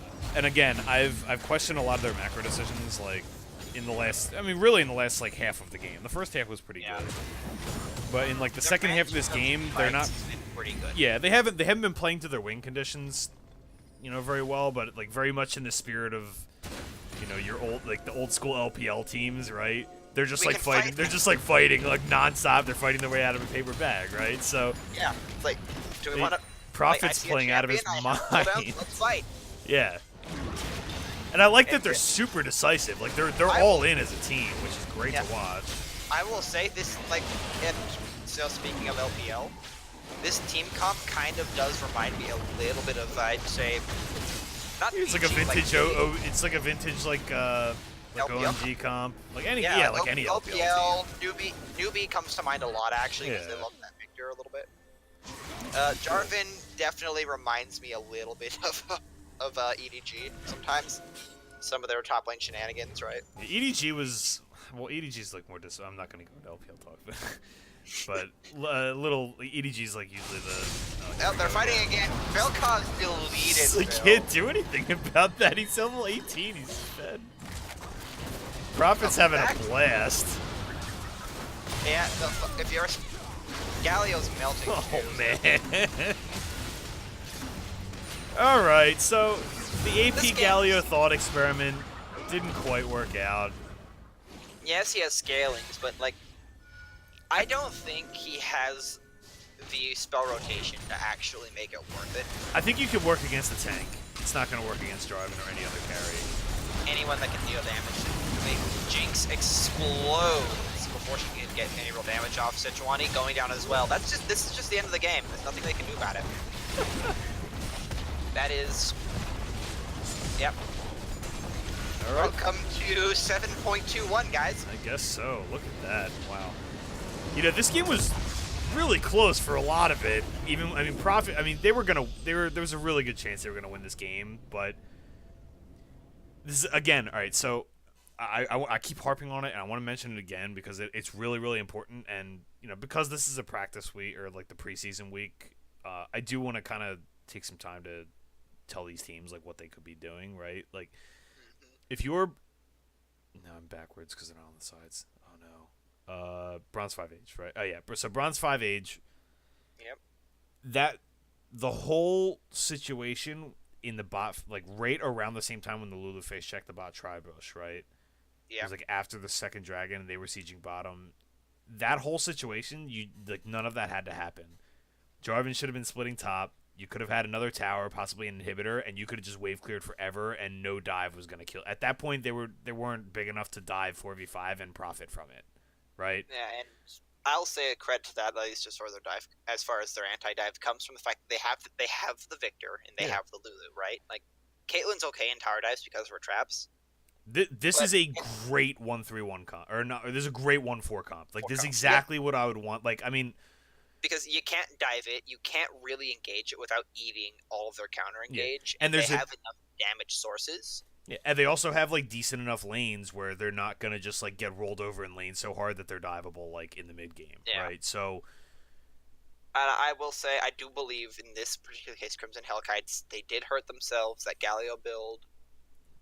Yes, he has better scalings, but he does not have the cooldowns or the burst. You need to identify. Okay, and this is an adaptation thing, right? You need to identify the game that's in front of you, right? If you if you're looking at this team, like you have Jinx Vel'Koz, you don't need more damage, right? You need a big. Maybe he thought, maybe EVS Bay thought that like even post nerf that it's still very powerful. I mean, you saw the damage output; it's obscene, right? Yeah, like, it does was a lot of good. damage. Like I'm It looking, was let me pull the damage almost charts up enough. here. He had Galio did 30,000 about damage. Yeah, which is I mean, really, really super strong. fed Prophet did 40,000. So, I mean, your top lane Galio is doing the same damage as Victor, as Caitlyn, as Vel'Koz. You know, did more than his Jinx. Like so, He's destroying. Yeah, he destroyed his own AD's damage output, which is pretty nuts. yeah. So I mean, I get what they're doing, but you need to adjust to the game in front of you, right? So you That's had what this haunting game guys. is great. Prophet got 2 kills very early, and you were struggling in lane very early. Like not like super early, but like in like the first 15 minutes, you had already died twice, and the Jarvan was clearly running away with it, right? That's At where that point, all right, you have a haunting guys mistake, but you got to cut your losses, and you just got to build tank from there because if sell it, pick up a pair of ninja tabbies, and yeah, because you know. your job is now different, right? Your job as the Galio now isn't a damage dealer anymore. It's okay. I'm wave clearing and trying to hold against this Jarvan for as long as I possibly can before he eventually kills me, so that my team can get some stuff done on the other side of the map. And So occasionally ulting down on top of Sejuani or Jinx or whoever needs the damage reduction. yeah, so And that's like I think kind of the big thing with Galio is made him a damage dealer. I think yes, giving him AP is now mandatory, but I still think he fulfills the same role. He is a anti-tank, anti-engage behemoth. yeah, I mean he's still got the global presence, but this is a game where you can't go full AP here. Leave the haunting guys. That's fine. Okay, you bought a haunting guys, but you gotta adjust. You gotta go tank. I mean, because if you can't, I mean, I'll say this because Bronze 5 Age didn't play this out as well as they could have. I mean, they played the team fights excellently, but like I'm talking about all these macro decisions. Like they could have just been splitting Jarvan. If they just split Jarvan off, they were playing to win more and not to win, right? Yeah. So If they, and I do agree, if Jarvan was split pushing, that game was over in like 25 minutes. yeah, right? exactly. So you never got to see like just how detrimental the Galio build. I mean, you saw it at some points, but you didn't get to see really how detrimental it was because it wasn't an isolated 1v1 for the whole game like it should have been, right? The build looked better than it actually was, but like if we take a look at, I mean, we want to take here. Let's look at damage taken here. Yeah. Jarvan hilariously out tanked Galio. I mean, Like- it's by enough, right? Like, It's like a 3K advantage. That should never happen. Like as a Galio, you should be able to very easily take a lot more damage. You know. Yeah, I could take see a the look. thought I could see the initial like pre-game thought process of, hey, if we just output a boatload of damage, get Jinx resets. That's like a team comp right now. Like that's the Tristana comp, right? Like we talked about that in game. That's a team comp right now, and you have a boatload of AOE on this team. But like, again, you got to look at the game in front of you and adjust and they didn't do that. And I want to make sure that both of these squads realize that, right? Because Yeah. Crimson Hellkites needs to realize the Adapt- AP Galio, as much damage as it did, the AP Galio wasn't the way to win this game. Like they were lower percentage to win this game. Like once the Jarvan got that far ahead, if you assume, I mean, it is assuming, if you assume that Bronze 5 Age is going to play this out the way they're supposed to, you're like 10 to 20% to win this game now because he got so far ahead. And if they just play out a split push the way they should have, now they didn't. Yeah. If they just played out the way they should have, then you have like very, very slim chances in this. But by going AP Galio, you just took this. You took those chances from 20% to 2%. Like they're. And I'll say like that 20% would be Sejuani, QR, like QWE, and then Ring somebody. Yeah. And I then mean, Galio this is jumping also on top practice for- week, so maybe you're willing to try some things out. So I don't want to harp too hard on this. I do want to say that like that's the important takeaway for both these teams. For Bronze 5 Age, you didn't play to your win conditions that well, but it was a good team. You guys team fought really well, and You got ahead. you were But then you decisive. They were you got they were ahead decisive and they decisive. team fought well, but they didn't play to their win conditions very well.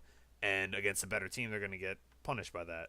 And for Crimson Hellkites, it's the other way too, where you need to identify, okay, that's their win condition, right? How do we shut it down? How do we shut it down, or how do we at least minimize the damage from it? Like, you got to go into damage control mode when you get behind like that. You can't be building full AP against a split pusher because you're gonna lose.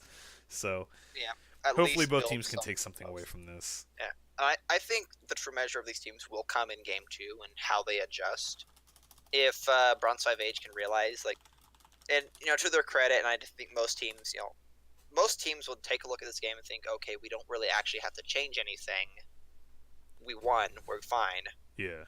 If they can look at that, look at the fact that they made a 20-minute game last 40 minutes because they just didn't play to the win condition. Yeah. And they can change that next game. That will be so. That will. I think that they'll be fine this season. Yeah. Crimson Hellkites, on the other hand, they'll need to. You should already be invited. Yeah, Crimson Hellkites. On the other hand, they're gonna have to. They need to learn. So, okay, how can we adjust? Yeah. How can they play from the back foot? Yeah. That's the situation they're in now. They're very much on the back foot here in a series, in an actual environment. They would be, this is it, right? Well, you're down a game. You have to think now. How can we turn this around? We'll see how they adjust. Make sure everyone's in lobby. I think we have everybody here. Yeah, missing like one. Yeah, they're waiting on one more here. Well, while they wait, I'm gonna grab a Coke, and I'm actually gonna I'll do the same thing. I'm gonna refresh my drink real quick too. Put some tunes on for people. Mm-hmm.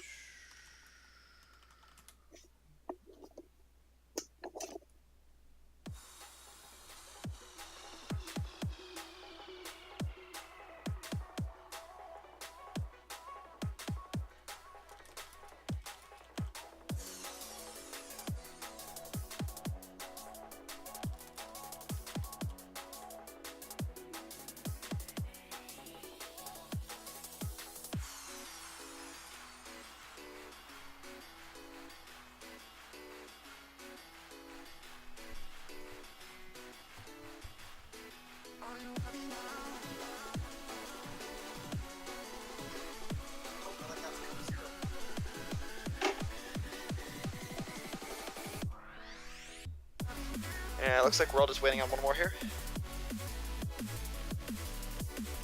Oh boy.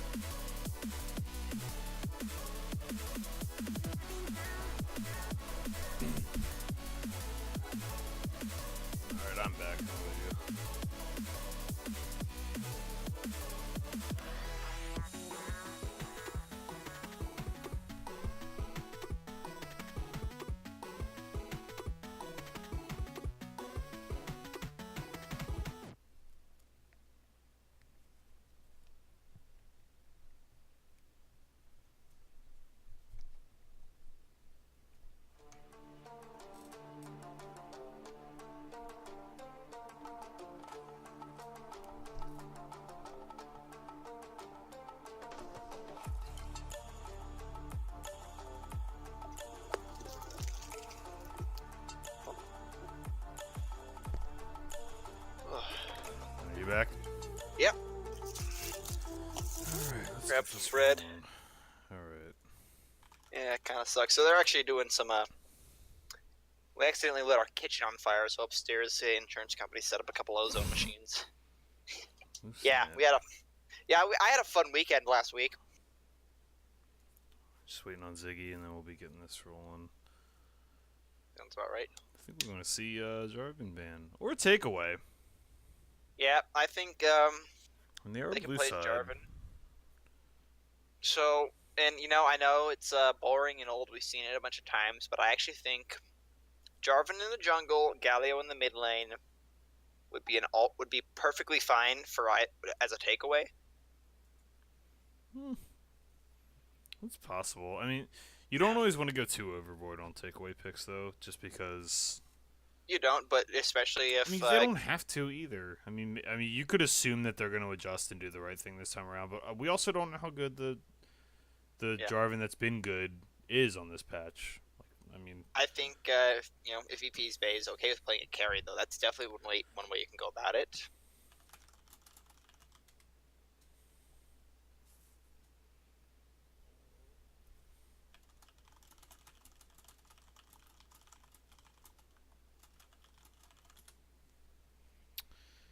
alright. Who'd they say we're waiting on? Ziggy. Are we ready? Shut. Yeah.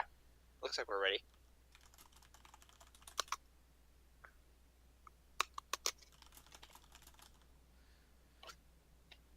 Let's fire this off. Your boy's trying to sleep before Worlds. Oh yeah, that's right. That's tonight, isn't it? Or this morning, I guess, right? Yeah. What's it like? 3 a.m. for you? Yeah, 3:30. Not too bad for me. It's 1:30 out here.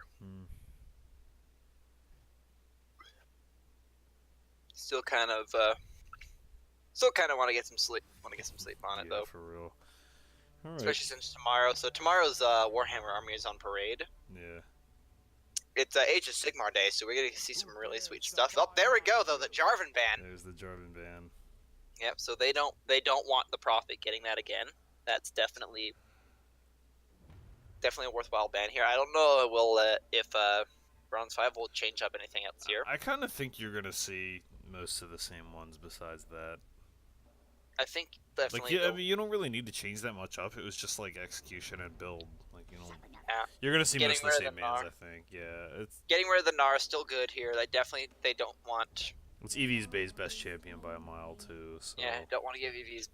Yeah, I've seen his Gnar a couple of times, and it's definitely something else. Probably Warwick here. I mean, if you're the Hellkites, there's two, or not Hellkites. If you're Bronze 5As, there's like 2 ways to do this, right? Like, since this is like a practice week, like it's effectively a scrim, right? Yeah. You could try something wacky, or you could just run back the same thing until they beat you with it, right? Looks like they're gonna run back the same thing. I mean, we could see a lot of different picks and stuff, so I don't want to assume anything, but they still just don't want that Jarvan coming out. yeah. It is an idea. They're getting rid of the Recon. Yeah, it's the same bands besides the Jarvan. I'm trying to remember what the other band was last time.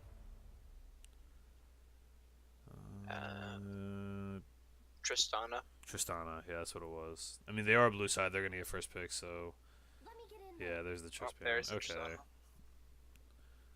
So they could take the Caitlyn here, and I don't think that would hurt them.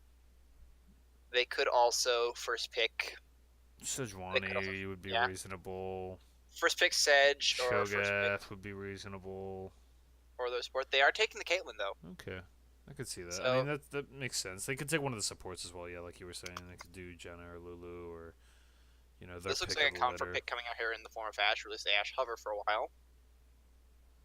We haven't really seen much Ashe in the last couple of patches, but definitely especially with the Ardent nerfs, she can rise up back in priority because she offers the niche of having engage. I mean, she was good with Ashe is never bad. It's just a matter of what's optimal, and she wasn't. The only time you see her is when she's optimal, and it's not. It has nothing to do with her power. I mean, she's actually incredibly good with Ardents, and she's pretty good against it because she's a DPS source, not like Like, she's good. Ashe is like a borderline hyper carry. Like, she's very, very good with gear, and she's got a good early aggressive lane because she can just shove over and over. I like this pick. I like these two picks against Caitlyn. Like, Caitlyn, Yeah, whatever. Ashe Braum. So Ashe Braum really is It's a great very lane, strong. too. It's not a strong pushing lane, but it's definitely a strong survival lane. It's a reasonable It also pushing offers, lane, too, because Ashe at least brings something to the table with the volley. Yeah. So. She's got push and poke, and if she does do her Q, she actually can proc the effectively increased attack speed, can proc Braum's passive much faster. The Urgot pick, though, so they're getting that early. Looks like Eevee's not having it as far as getting bullied around Eevee's gonna match split push with split push here, so. Man, and right, we all saw on Worlds just how insane Urgot can be as a split pusher. We'll see what else Prophet's got in the tank here. Yeah. I mean, you got to assume that they're gonna think to pick him here unless they've got something wild. They are gonna match the Victor and the Vel'Koz again, so it seems that they're okay with taking that lane.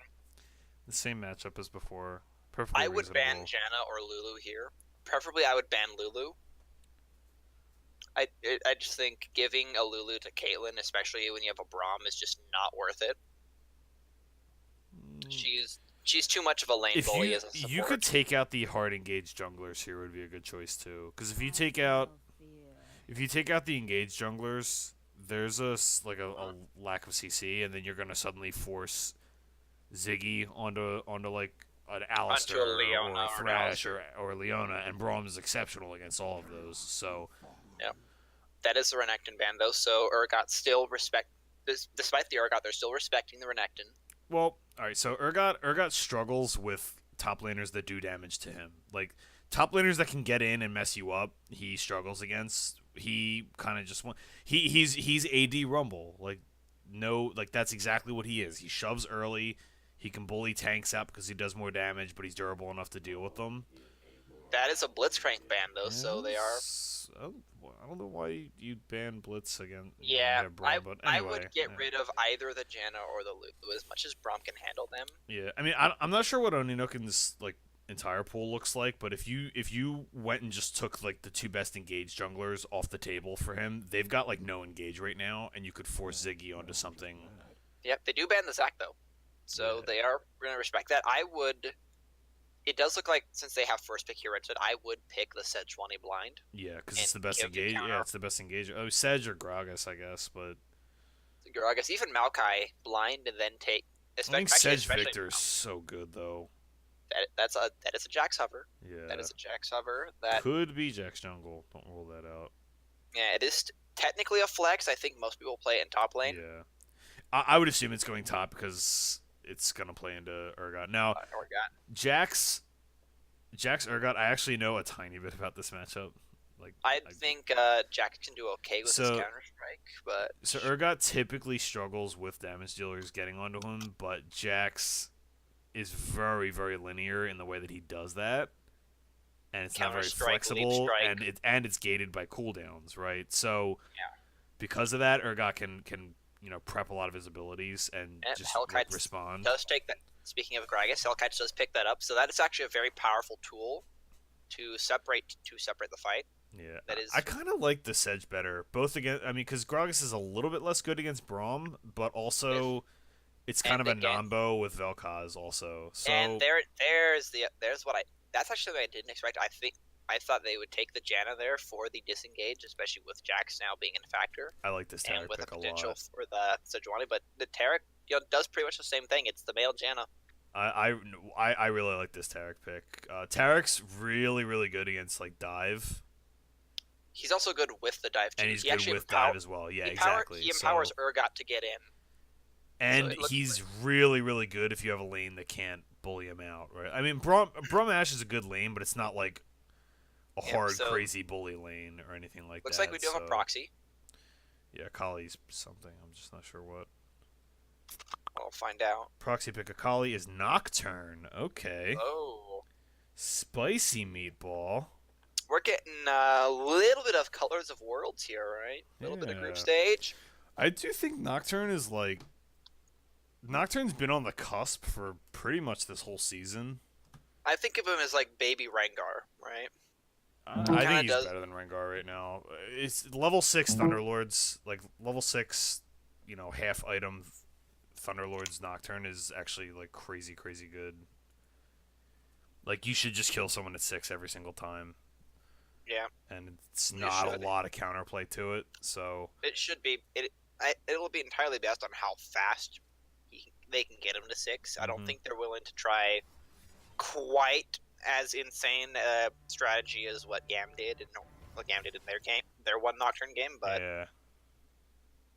especially since in this case they don't have the sieging hyper carry that Gam did, which is what that was all about, is getting Nocturne ahead early so that their hyper carry could get fed late. Well, in that situation too, like in that specific game, they were playing to more effectively like 2-3, which is a weird way to play the game, but it's the same idea as Galio in that you split someone off in the side lane, they have to send 2 people to deal with it, and when you do, you send your guy with it, and you win the 2v2. That's like the idea. It's like you used to see this with like Twisted Fate, Shen all the time, or the original sub. Yeah, Shen Twitch, same Shen Evelyn, that kind of submarine style. Shen in any champion with stealth. Like, yeah, where you split someone out. Yeah, like where you split someone out wide, and they gotta put 2 people on that, or they gotta match it. And so if they put 2 people on it, then you just ult in. If they put 1 person on it, then you just 2v1 them and pressure that way. So it's actually really, really difficult to play because like it seems easy, but if you're not, you have very, very small windows to capitalize on. They're very obvious and glaring. Has to be on point. Yeah, so I mean, you gotta pull a trigger right away as soon as you see it. So we'll see if I'm now mixed up on who's on. So we'll see if Bronze 5H can execute on it. The other thing with Nocturne is it falls off very hard. Like it's not completely dead late, but it's pretty close. I will say, if the Nocturne and the Ashe get 6 at approximately the same time, or if he's willing to hold off for a bit, there is a strong potential for a level 6 just explosion. It's just a right click, yeah. It's like kind of the end of season, like end of last season, where you had the hit level 6 right click, press your R buttons and right click and win. And the last season, this spring split was basically like kind of the same thing, with Varus, Jhin, Ashe being the only 3. It was the same issue. Like, the reason I say last season is because you had the supports too. So you had like Vel'Koz, or you had like Vel'Koz, Malzahar, Zyra, and like brands. Like basically just like hit level 6, press the R buttons, and win. Misfortune, Yeah, this is a little similar. They do have the potential. It does look like. Well, it's a double teleport comp again, so I don't know why the Vel'Koz is still not taking a defensive summoner here. I think he should take at least take cleanse or something like that. You should take barrier. Barrier, heal, exhaust goes. Exhaust not as much. I would probably do heal. I would say with the presence of the Nocturne, exhaust actually might not be a bad idea. Yeah, but he does his damage right away, and you can't exhaust him in time. So the ult's damage happens. Like the exhaust also doesn't necessarily get you away from that fear tether either. Whereas a heal's not necessarily going to either, but it's going to let you. I'd say barrier would be your best bet. Yeah, barrier or heal, either or. Like I could see heal just for repositioning purposes, but I do like that Bronze 5H is opting into that same mid lane again. It did work out for them. Yeah. I mean, Dirk was like ahead by a fairly reasonable amount, but a lot of that is just Victor ramp up time and yeah. Vel'Koz, I treat Vel'Koz kind of like a mid lane spell based Jace in that there's a bit of a tax with him because he's so lane dominant. Yeah. It's like the 30 CS Jace tax. Yeah, he's gonna get 30 CS up on you. That's what he does. Yeah. But he falls off hard, and if you get close to him, what do you do, right? Yeah, one thing I don't like. I mean, I like it's kind of a different look. There's like a Longzhu look, right? Where they have. It's like a bruiser top laner, and you have the engage elsewhere. Yeah, but it's also like a really, really delicate, squishy comp. Honestly, I mean, Jax and Braum get like they're beefy, but they're not like, they don't have a true tank really. So And I will say this too, because I just like caught this, but you have Ash, right? You have Ash Arrow, and they're going to try to engage with Ash Arrow Nocturne. Tarek's exceptional against both of those things. So yeah, if Tarek can get his ult off properly, or even if Tarek just doesn't get hit, what do you do, right? yeah, I mean the good thing is, and that's the thing is you kind of it forces him to go in on the Tarek specifically, but he's tanky, so he's not going to die as fast. yeah, it's worth mentioning too. All right, so I actually like both these team comps a lot because they both have pretty clear win conditions, even though they look kind of goofy. So let's like think through these team fights, right? Like you have Ashar from Finzel, Tarek's gonna ult, whoever the target is, and they're gonna try to like just soak that and then re-engage. But you have like between Tarek ult and between Ash ult and Nocturne, you then have you Tarek, assuming presumably you Tarek ult like once they take a bunch of damage, you then have Braum ult and Gravity Wall to follow up with that, and Chaos Storm, and then you got Jax cleaning up. That's a lot of follow up, right? So it's Jax doesn't even have to even be there for these team fights because the traditional pitfall of Jax is wanting a team fight with him because he can do it. But if Jax is just sitting there in a side lane, I mean this to me this looks like, and again, Bronze 5H picking like they have good wave clear, right? Like Victor Ash is. I mean Victor's like top tier wave clear. Like he's very good. Ash is a very powerful wave clear champion. With Renance. Yeah, I mean, like who's better than Ash? Caitlyn, right? Like that's probably it. Like, and Ash even then, I'd say it's really, really close. It's close, yeah. So you have two. Both sets of carries are very, very good wave clearers. So the split push is going to be online for both. It's just going to be again top lane centric. Like this is going to be Prophet and Alston against Oni and Eevee and see if they can get ahead. But because I think the team fights could, I mean, it's very Tarek's always execution based, but if you think they blow a bunch of ultimates and cooldowns into a Tarek ult, all of a sudden Tarek just wins that fight. Like doesn't matter what your team comps are, like that's just how he works. So, yep. And especially with like, I mean, it's a really, really punishing engage. If Bronze 5H engage into that and they don't get someone or they don't get a bunch of damage on everyone in time.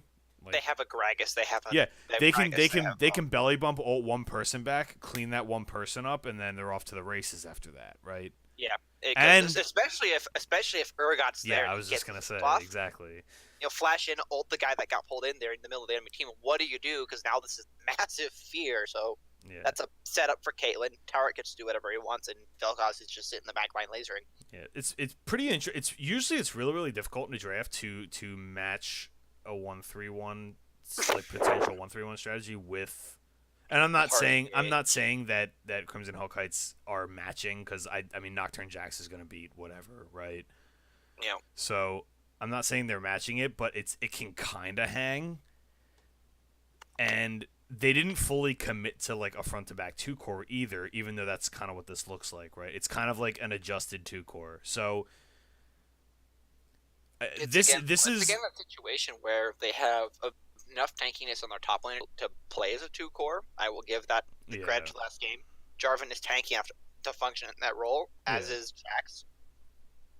But they have the ability to, in the case of a Jax, it'll take longer, but they have the ability to snowball out that top lane. Mm-hmm. I mean, late game Jax is going to win too against pretty much anything, so. I think really interesting. Both are pretty, not like super high tier execution based, but these are like high execution level teams, right? Yep. Like both these team comps are. So I'm gonna be interested to see how it plays out. I think these Bronze 5H comp is a little bit. I mean, it's definitely more snowbally if Nocturne and Ash get going and Jax or Jax gets. In other words, they only need like one of those things to go right to win this game, I think. Yeah. Whereas Crimson Hellkites needs like 1.5 to 2 to go right. Yeah. So.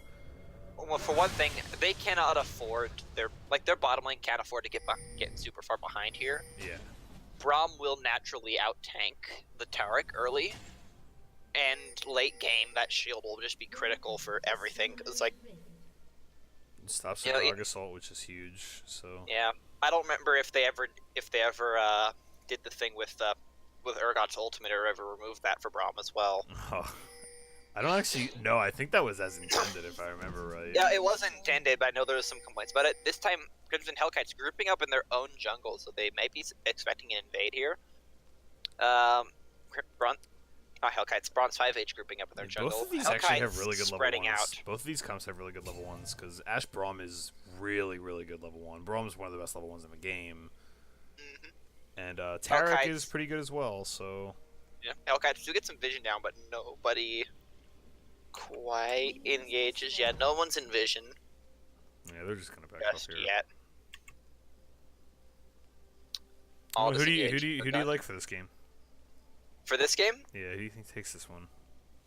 I think, kind of like last game, it's definitely going to come down to top lane. I like Bronze 5H comp a little better because they have that ability to push harder. Because they have an early game and they have a mid as well as a mid and even a late game. Yeah, I think it's a little less nebulous, right? Like, cause I'm kind of in the same boat. I think Bronze 5H it's slightly, but I mean it's pretty close, so this could go either way. I think top lane and whether or not Nocturne can get something off the ground will pretty much, I think, spell this game out for them. Braum already. Ooh, that stun almost proccing though. That's a lot of damage down onto Caitlyn early. I would say is one of the highest damage skills in the game. Actually, a lot of people don't know that, but it hurts. I think it's like 8. It's like 100 base damage or something, right? It's like 90 or 100 base damage. It's hard to hit, but... Yeah, one thing I will say, and this is known on Caitlyn. So Caitlyn into Braum, I actually don't think is that great for Caitlyn anymore, because Caitlyn in particular has very, very low base health. That was a change that they made after, yeah, barrier has to pop there. Only way she survives that. Psychopath's tagging with a nice... Yeah, he's landed a couple nice Qs already. 2 or 3 of them. That's a big deal. You got the barrier out of this lane, you're not going to be able... they could just hard shove this lane. Barrier and potions. Note that it is a double... So they're kind of doing the LCK thing here. It is double relic shields. Yeah. So that Caitlyn... Another suggestion here is... Caitlyn does not naturally have that too much damage early. It's her range that's really her biggest thing. Yeah. So the fact that she has now 400 some odd base, 475 base health already. Like yes, relic shield helps out a little bit. She's back to basically her old HP values. Miss Cannon in there, unfortunately. But no damage, and that into a Braum is very dangerous. Well, I think. I don't know if I like the double relic shield anymore because I mean really the only reason you saw that strategy was because Ardent Rush was so powerful, right? And it was all about getting getting Ardent for your hyper carry. In this case, it was like getting it on your support for the hyper carry, right? Yes. Ardent Rush is a lot worse now, and Ardent Rush against this lane in particular is very bad because Tarek's gonna be squishy as hell, and you can just kill him. Yep. So and also, I don't know if I agree with this decision. Caitlyn's honestly not a hyper carry. Like, no, she's not. She's an early mid game. I mean, she can hang late, but she's not. Ash will out carry a Caitlyn late. Yeah, she'll never out damage a Twitch. Never out damage. Oh, almost never out damage an Ash. There are some cheeky builds you can do that might get faster, and if you're good with your traps, you'll definitely out damage. But that's like. You have to be a god of Caitlyn to do that. Well, Caitlyn's also... I mean, you could... There's scenarios where she out-damages because of her range, not because of her kit, necessarily, Yeah. Or build, or anything like that. Shield is coming down. Heal does come down. That's a big trap, though, for that trade. So this bottom lane is going even. Whoa. Catch some with another trap. Yeah, lands a piece. Oh, nice first blood. On to the Tarek. Ziggy, you cheeky fellow. Ziggy, I'm gonna start that he is king of the kill steal right now, alright? Yeah, he hit the Janna KS last game, I seen it. Oh man, that was like, I've seen some crazy stuff, but that's, I mean, that is a blown flash. I see this gank on the top side on Alston here. Yeah. Let's see if he can get anything. Oh, he stepped up though. Oh, yeah, and he's very out. close actually. That's a very good gank. Though. Forces the flash. You know, I kind of think Prophet should have tried like the typical Jax combo, because if you're just like rinse repeating Counter Strike leap striking in, it's pretty hard. Like, you know Jax is gonna go in, but since that's such a that's just his harass pattern, it's pretty hard to make the read that the jungler's there just because he does it. Yep. Right. I mean, you could reasonably expect that he could be there if he just decides to go in, but like it's not that uncommon for Jax to just do that, right? Because that's what he's supposed to do. I kind of think Prophet should have sold that a little better, like a tiny bit better, not a huge deal. But I think he could have sold that a little better to help chain. You know, maybe that gets another auto attack in. They probably don't get a kill through flash, but yeah, but they still got the flash. They do get teleport, and this is just the harass going down through here. Again, the Counter Strike leap strike. Level 6 on Urgot's a big deal. This could be a kill here. Yeah. He does ult. Yeah. Does that was over aggression there. That's very much just over aggression. Well, I think Prophet, maybe, I mean, I don't know how much, a lot of people haven't played against Urgot. He's like, he's getting here. That is a kill for the Nocturne, though. That's actually very important that he gets that. He's only level 4. And this is priority. And priority onto this Infernal. I mean, if you look at, they have a 4 damage team. Infernal's very strong for them. Vel'Koz does ult the dragon, so he's trying to dissuade it. To see if they sell out for this or not. There's the heal. Looks like they are going to sell out for the dragon. No smite? Oh! No smite! And Durkador gets it. Yeah, Caitlyn getting her kill down. That's a double stun. Traps do go down. One more auto attack doesn't do it. Gets flashed away from. Ziggy is doing work with this Taric right now, man. I got to give props where it's due. Yeah, and this is actually a kind of adjustment we need to see, was them managing that better too. Ooh. Doesn't go for it. Maybe feeling himself a little too much. I like the idea, but what do you, I mean, actually I don't like the idea. What am I talking about? Because what are you going to accomplish from that? Even with the kill, what are you accomplishing? You're not getting anything out of it. You're going to have to back, so you're not going to be able to get that wave. You're not going to be able to get any damage on the tower. Yep, there's Flash to the burn in the mid lane here. So we saw Jax jumping onto Vel'Koz. Yeah, I just saw that on the tail end. No flash means that's, right pickings for Nocturne. There's a lot of gank potential here in Nocturne's. I mean, Nocturne's level 4 though. I mean, he's about to. I'm pretty sure he's gonna hit 5 on this, but he's way behind right now. Yeah, he just hits 5. He's getting out CS by the Gragas. The Gragas is very much able to do his job now. Yeah, I mean, he has a whole topside jungle to clear. So there's a world where he grabs Wolves, Raptors, Red, gets 6, and then ganks mid or ganks Urgot. Yeah, mid or top, because he's gonna be on that side. So, I mean, still, that's like behind schedule. You don't want. I mean, he got EV's base flash. You got to ask yourself if that's like worth the investment, though, right? On a champion that's so heavily reliant on his ultimate and getting level 6, like, is it worth setting? I mean, maybe it is. Maybe their evaluation is that it's worth setting Prophet up a little bit. Because once Jax gets rolling, I mean, it's another kill for Urgot. Yep. There's just nothing you can do about that. So it's a weird chance. What I was saying before that dragon fight broke out was, there's a chance that, Prophet just hasn't played against a lot of Urgot. Like, it's reasonably popular, but I mean, I know people that struggle with it. I had to lane against it once. I had no idea what was going on. Nonakin, though, gets a solid ult and makes it out alive. Solid ult. Vel'Koz not quite picking up the kill. That doesn't actually go to Nonakin. That was a little bit of a... I'd say just a little bit baited. Just a little bit of bait, right? Yeah, I mean, it wasn't intentional by any means. He's lucky like he hit 6 by that. Yeah, I mean... Yeah. I mean, that's going to be how that was a small version of it, but that's going to be how team fights go, and it's just going to be like, okay, Grog is going to belly bump whoever tries to engage and just ult the back, and then they're just going to front the back. So, I mean, Bronze 5 Age either has to get their split push going, which doesn't look like it's doing right now. I mean, Jax, how many times have we seen an 0-2, 0-3 Jax just hard carry a game? It happens all the time, but, like... He needs time and he needs space. Yeah, and they're going to struggle to get that.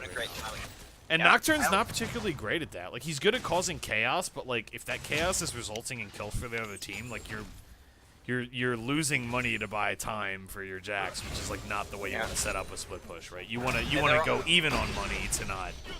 Yep. Ziggy aggressing again. Urgot does have. Oh, here's another solo kill actually. Yep. Yeah, Prophet just doesn't know this matchup, I don't think. Yeah. At least that's not what it looks like. However, here's another gank. This is response here from Nocturne. Urgot can potentially clean this up. Actually, he does get his. Does make that 1 for 1. All right, Eevee is bad, getting his vengeance for last game here. Yeah, hard. I'd say the Urgot's definitely set up to get ahead here. And I mean, we talked about this pregame too, how like we liked Bronze 5's Age's comp just because it was a little bit more of a clear-cut identity. Like it had like one thing it wanted to do. Yep. But in this case, like I said, it will come down to that top lane. Yeah.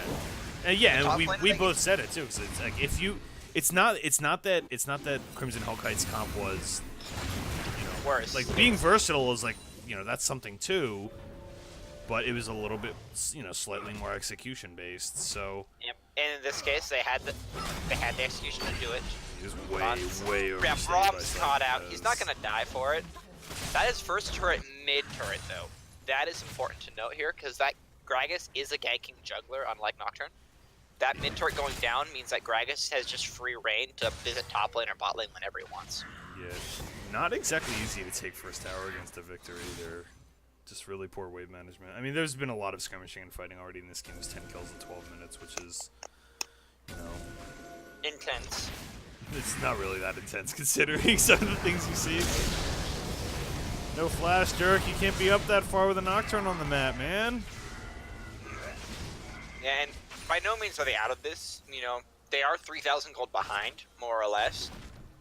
Really like 2,000 gold behind, but... I mean, they're just chipping away at it. I mean, that's what they're going to have to do. They're just going to have to kill somebody every Nocturne ult for the next few ults. And... Maybe eventually they'll look good. They got to wait for... They do have to wait. Ashe, I think, now has become their main win condition. Yeah, I because Jax wasn't able to get ahead. Yeah, Eevee is Bay. Not happy about last game at all. That is a dead Jax. That's a good ult. Nice combo by Hoodie. Yeah, double kill does come in. And give me another Rift one. Herald is just killing Victor here. They don't even need to do that. Oh my god. He was trying. Yeah, he's trying to give that over. Yeah, kind of like I was saying before that fight burst out, there was Ashe is now the primary, more or less the primary winning condition for this team. I'd agree with that. Main trap line set up. That's the ult coming down. They're going for the dive. They do go forward. Red turret goes down. That is a problem ult. Caitlyn is slowly putting pressure down. That is the Q that's come out. Ashe does get it. Oh, gets the stun. Some damage, but Jax does pick up a return kill as well. That is a 2 for 1. If Jax will teleport to get down there, he's going to lose his top tier. I mean, he's going to get a lot of damage down on that. Yeah. I mean, Victor's going to get there, This could be 2 turrets for 2 kills. So, Crimson Hellkites coming back with a vengeance. This is actually a really, really heads-up assignment. A lot of people wouldn't realize as quickly as they did that they need to send somebody top. So that was a good call on Prophet's part to say, I'm going for a play bottom. You got to run top like right now. So yeah. I mean, that saved that tower. I mean, it got a bunch of damage on it, but it did save the tower. That was going to go down for sure. That's yeah, he's cut out. He's dead. That's a Fed Vel'Koz. You don't own that jungle from. Yeah, maybe a little time to overkill the ultimate, but I guess not. Not really a fight gonna happen. It's not like this other team conceives that well. Yeah. Now, they're not that great from behind, right? But I do like that Bronze 5 Aegis comp could just they could just land a Ashe Hour Nocturnal. They need a couple picks. They just need a couple really hard picks, right? If they spot this Caitlyn here, they should just go for it, right? She's not alone here, which is good. Yeah, I like the Crimson Hellkites is staying with it because they know Nocturne's off the map. They know Ashe is anywhere off the map. Yeah, so this is really good heads up play by them. They don't have a control ward in that pit, but they're just gonna clear areas. Oh, Eevee's Bay is just gonna, Yeah, he does force the Astral though, and she's gone. Meanwhile, Get blundered. Helmet comes out, yep. Nocturne trades up, for his life. That's a good trade. I didn't think that was going to happen, I'll be honest with you. Yeah. So that is double Infernal, so the note on that is, it's not as insane as the Infernal Drake would be for for Bronze 5H last time. It is still You still have a Cleaver carry though, so it's, 2.5, 3 people getting good use out of it. Yeah, Gragas can make use of a little bit of it. He didn't do Runic Echoes though, so not really. There's not a lot of AP being built there, so. Because one of the things, alright, so a lot of people don't realize this, but like, so Infernal Drake only amplifies your AD and AP. It doesn't amplify the actual damage. Yeah. So for champions that build pen or like tanks, it's not. I mean, it's still very good. It's still one of the best dragons, but it's not particularly like busted. But I think in this situation, it was more important to keep it out of the hands of the 4 carry comp, right? Yeah. Because that is what this is. It's a 4 carry comp, right? And if you're keeping double Infernal or even 1 Infernal out of the hands of that, then you're kind of you're gonna kind of break even on the damage. So. And the next dragon, unfortunately, is a Cloud Drake. Weather can't make up his mind, but that cut. You're just playing that. You're playing for Elder at that point. Gonna get to see how Bronze 5H reacts to this. It's looking. They're not quite sure what to do. They're just kind of holding the line right now. They're missing outer towers in all 3 lanes, so Crimson Hellkites needs to set their assignment up right now and figure out like where they're gonna go. Be decisive about it. They're moving together. Should be a dead Nocturne. Yeah.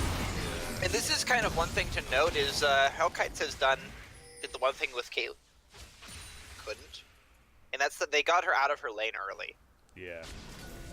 A Caitlyn out of her lane before 20 minutes is actually very scary because she can just go wherever she wants. Yeah. And the fact that they have 3 outer towers, outer towers broken, all they gotta do is just send that Caitlyn top. Don't even send Urgot. Send Urgot bot, switch Caitlyn and Tarek top lane, and that outer turret's gone, especially with this Rift Shot going down right now. I like this Herald call. Because the way way... gets caught out, is forced to flash, however, there's a full collapse now.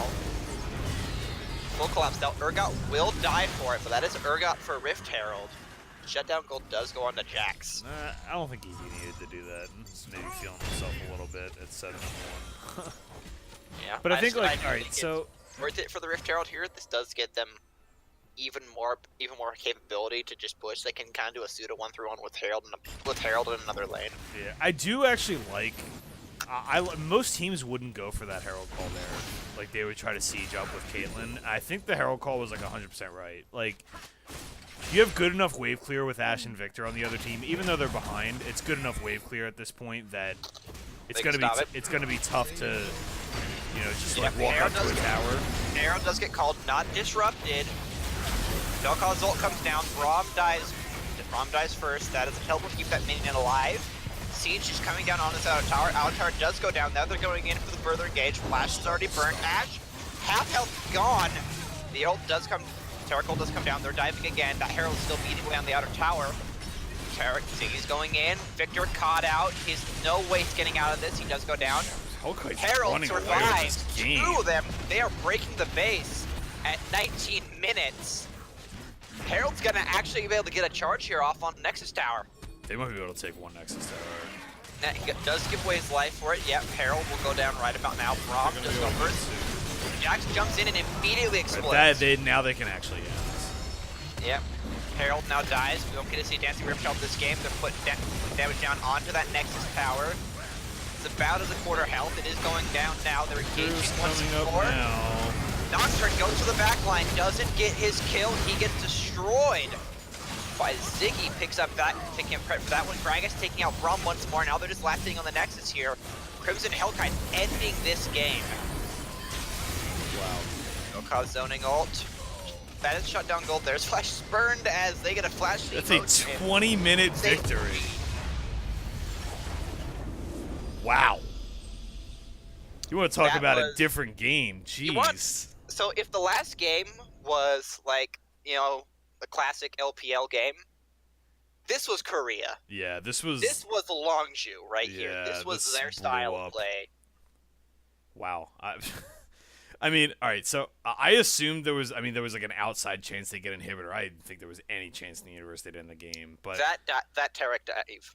oh yeah, that Ziggy's the MVP of this game. Like I know like Eevee played super well, so I guess you'd have to give it to Eevee. But like, there's very much a valid point here saying that Ziggy. I mean, every skirmish that happened bot side of the map, at the dragon fight, in the first mid dive, in the bot dive, in the bot 2v2 period, Ziggy was like clutching it out, man.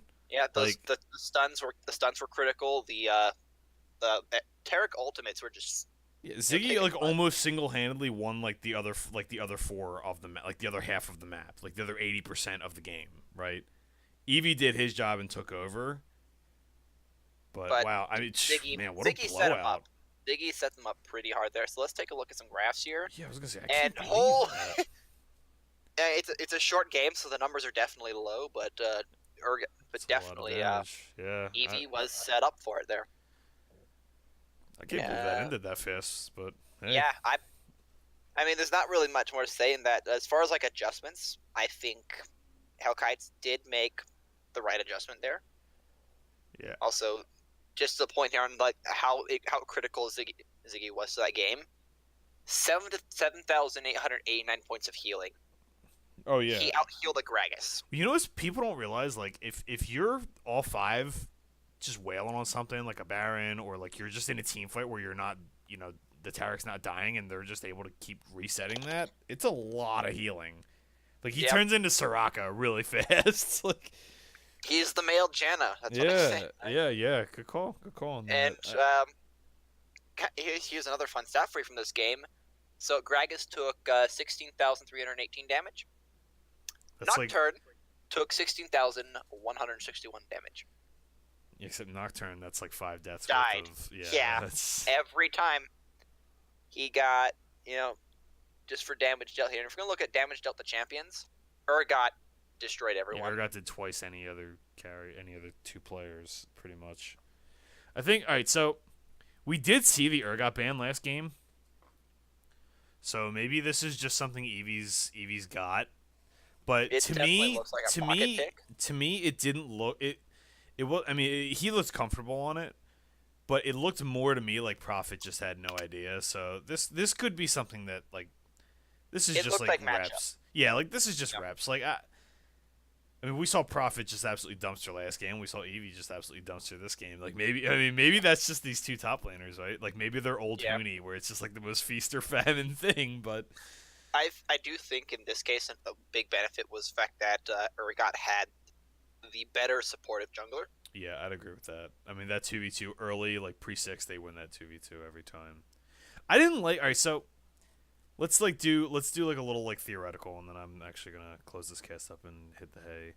But let's do a little theoretical. So let's hypothetically... hypothetical, whatever. Let's say Nocturne didn't do that cheeky top gank to get Eevee's flash, right? Like, really, how valuable is Urgot's flash? Like, he's pretty immobile. Like, you can gank him, but like, are those two champions gonna kill an Urgot easily? No, right? No. At any point, with or without flash. I think his time would have better been spent mid to try to just get Vel'Koz down and get Victor ahead. Well, he was level 4 at the time when he was sitting in that top bush. What if he got to 6 faster? Like, he wasn't 6 until that fight happened by their red side ramp where they lost the 2v2 because Oni, like, Gragas ulted him back away, right? Yeah. That's when he's hit 6. What if he's 6 once he killed his blue, right? Yeah. And he's able to ult bot lane. And it's a different game. Definitely, it changed the complexity of the game, right?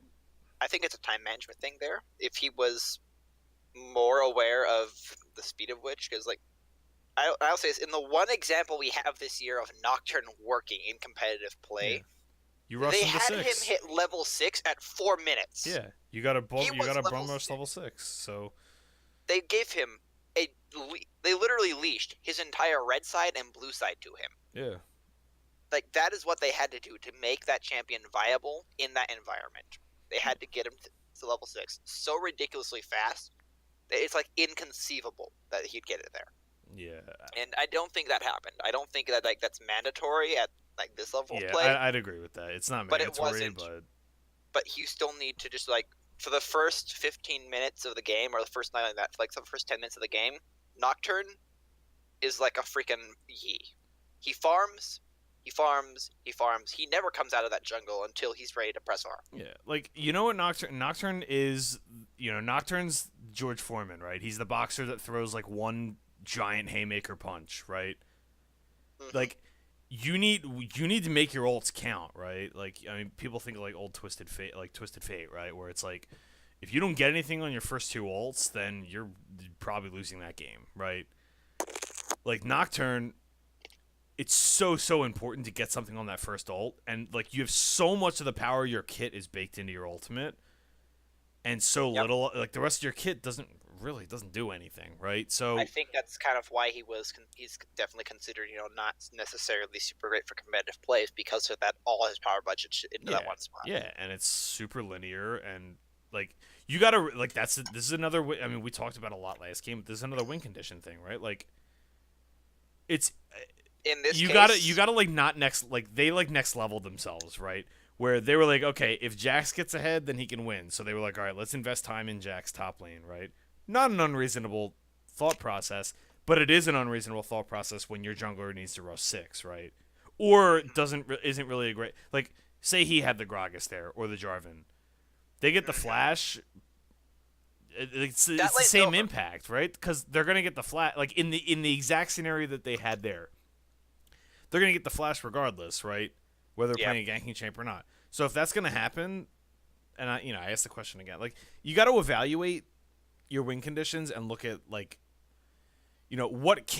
do I have to do, and then you got to look to the next part of that, which is all right, what can't I waste time doing, right? I think in that case, so I will say, had that been a Jarvan or a ganking jungler of that sort, that flash means a lot more. Yeah, because you could revisit, right?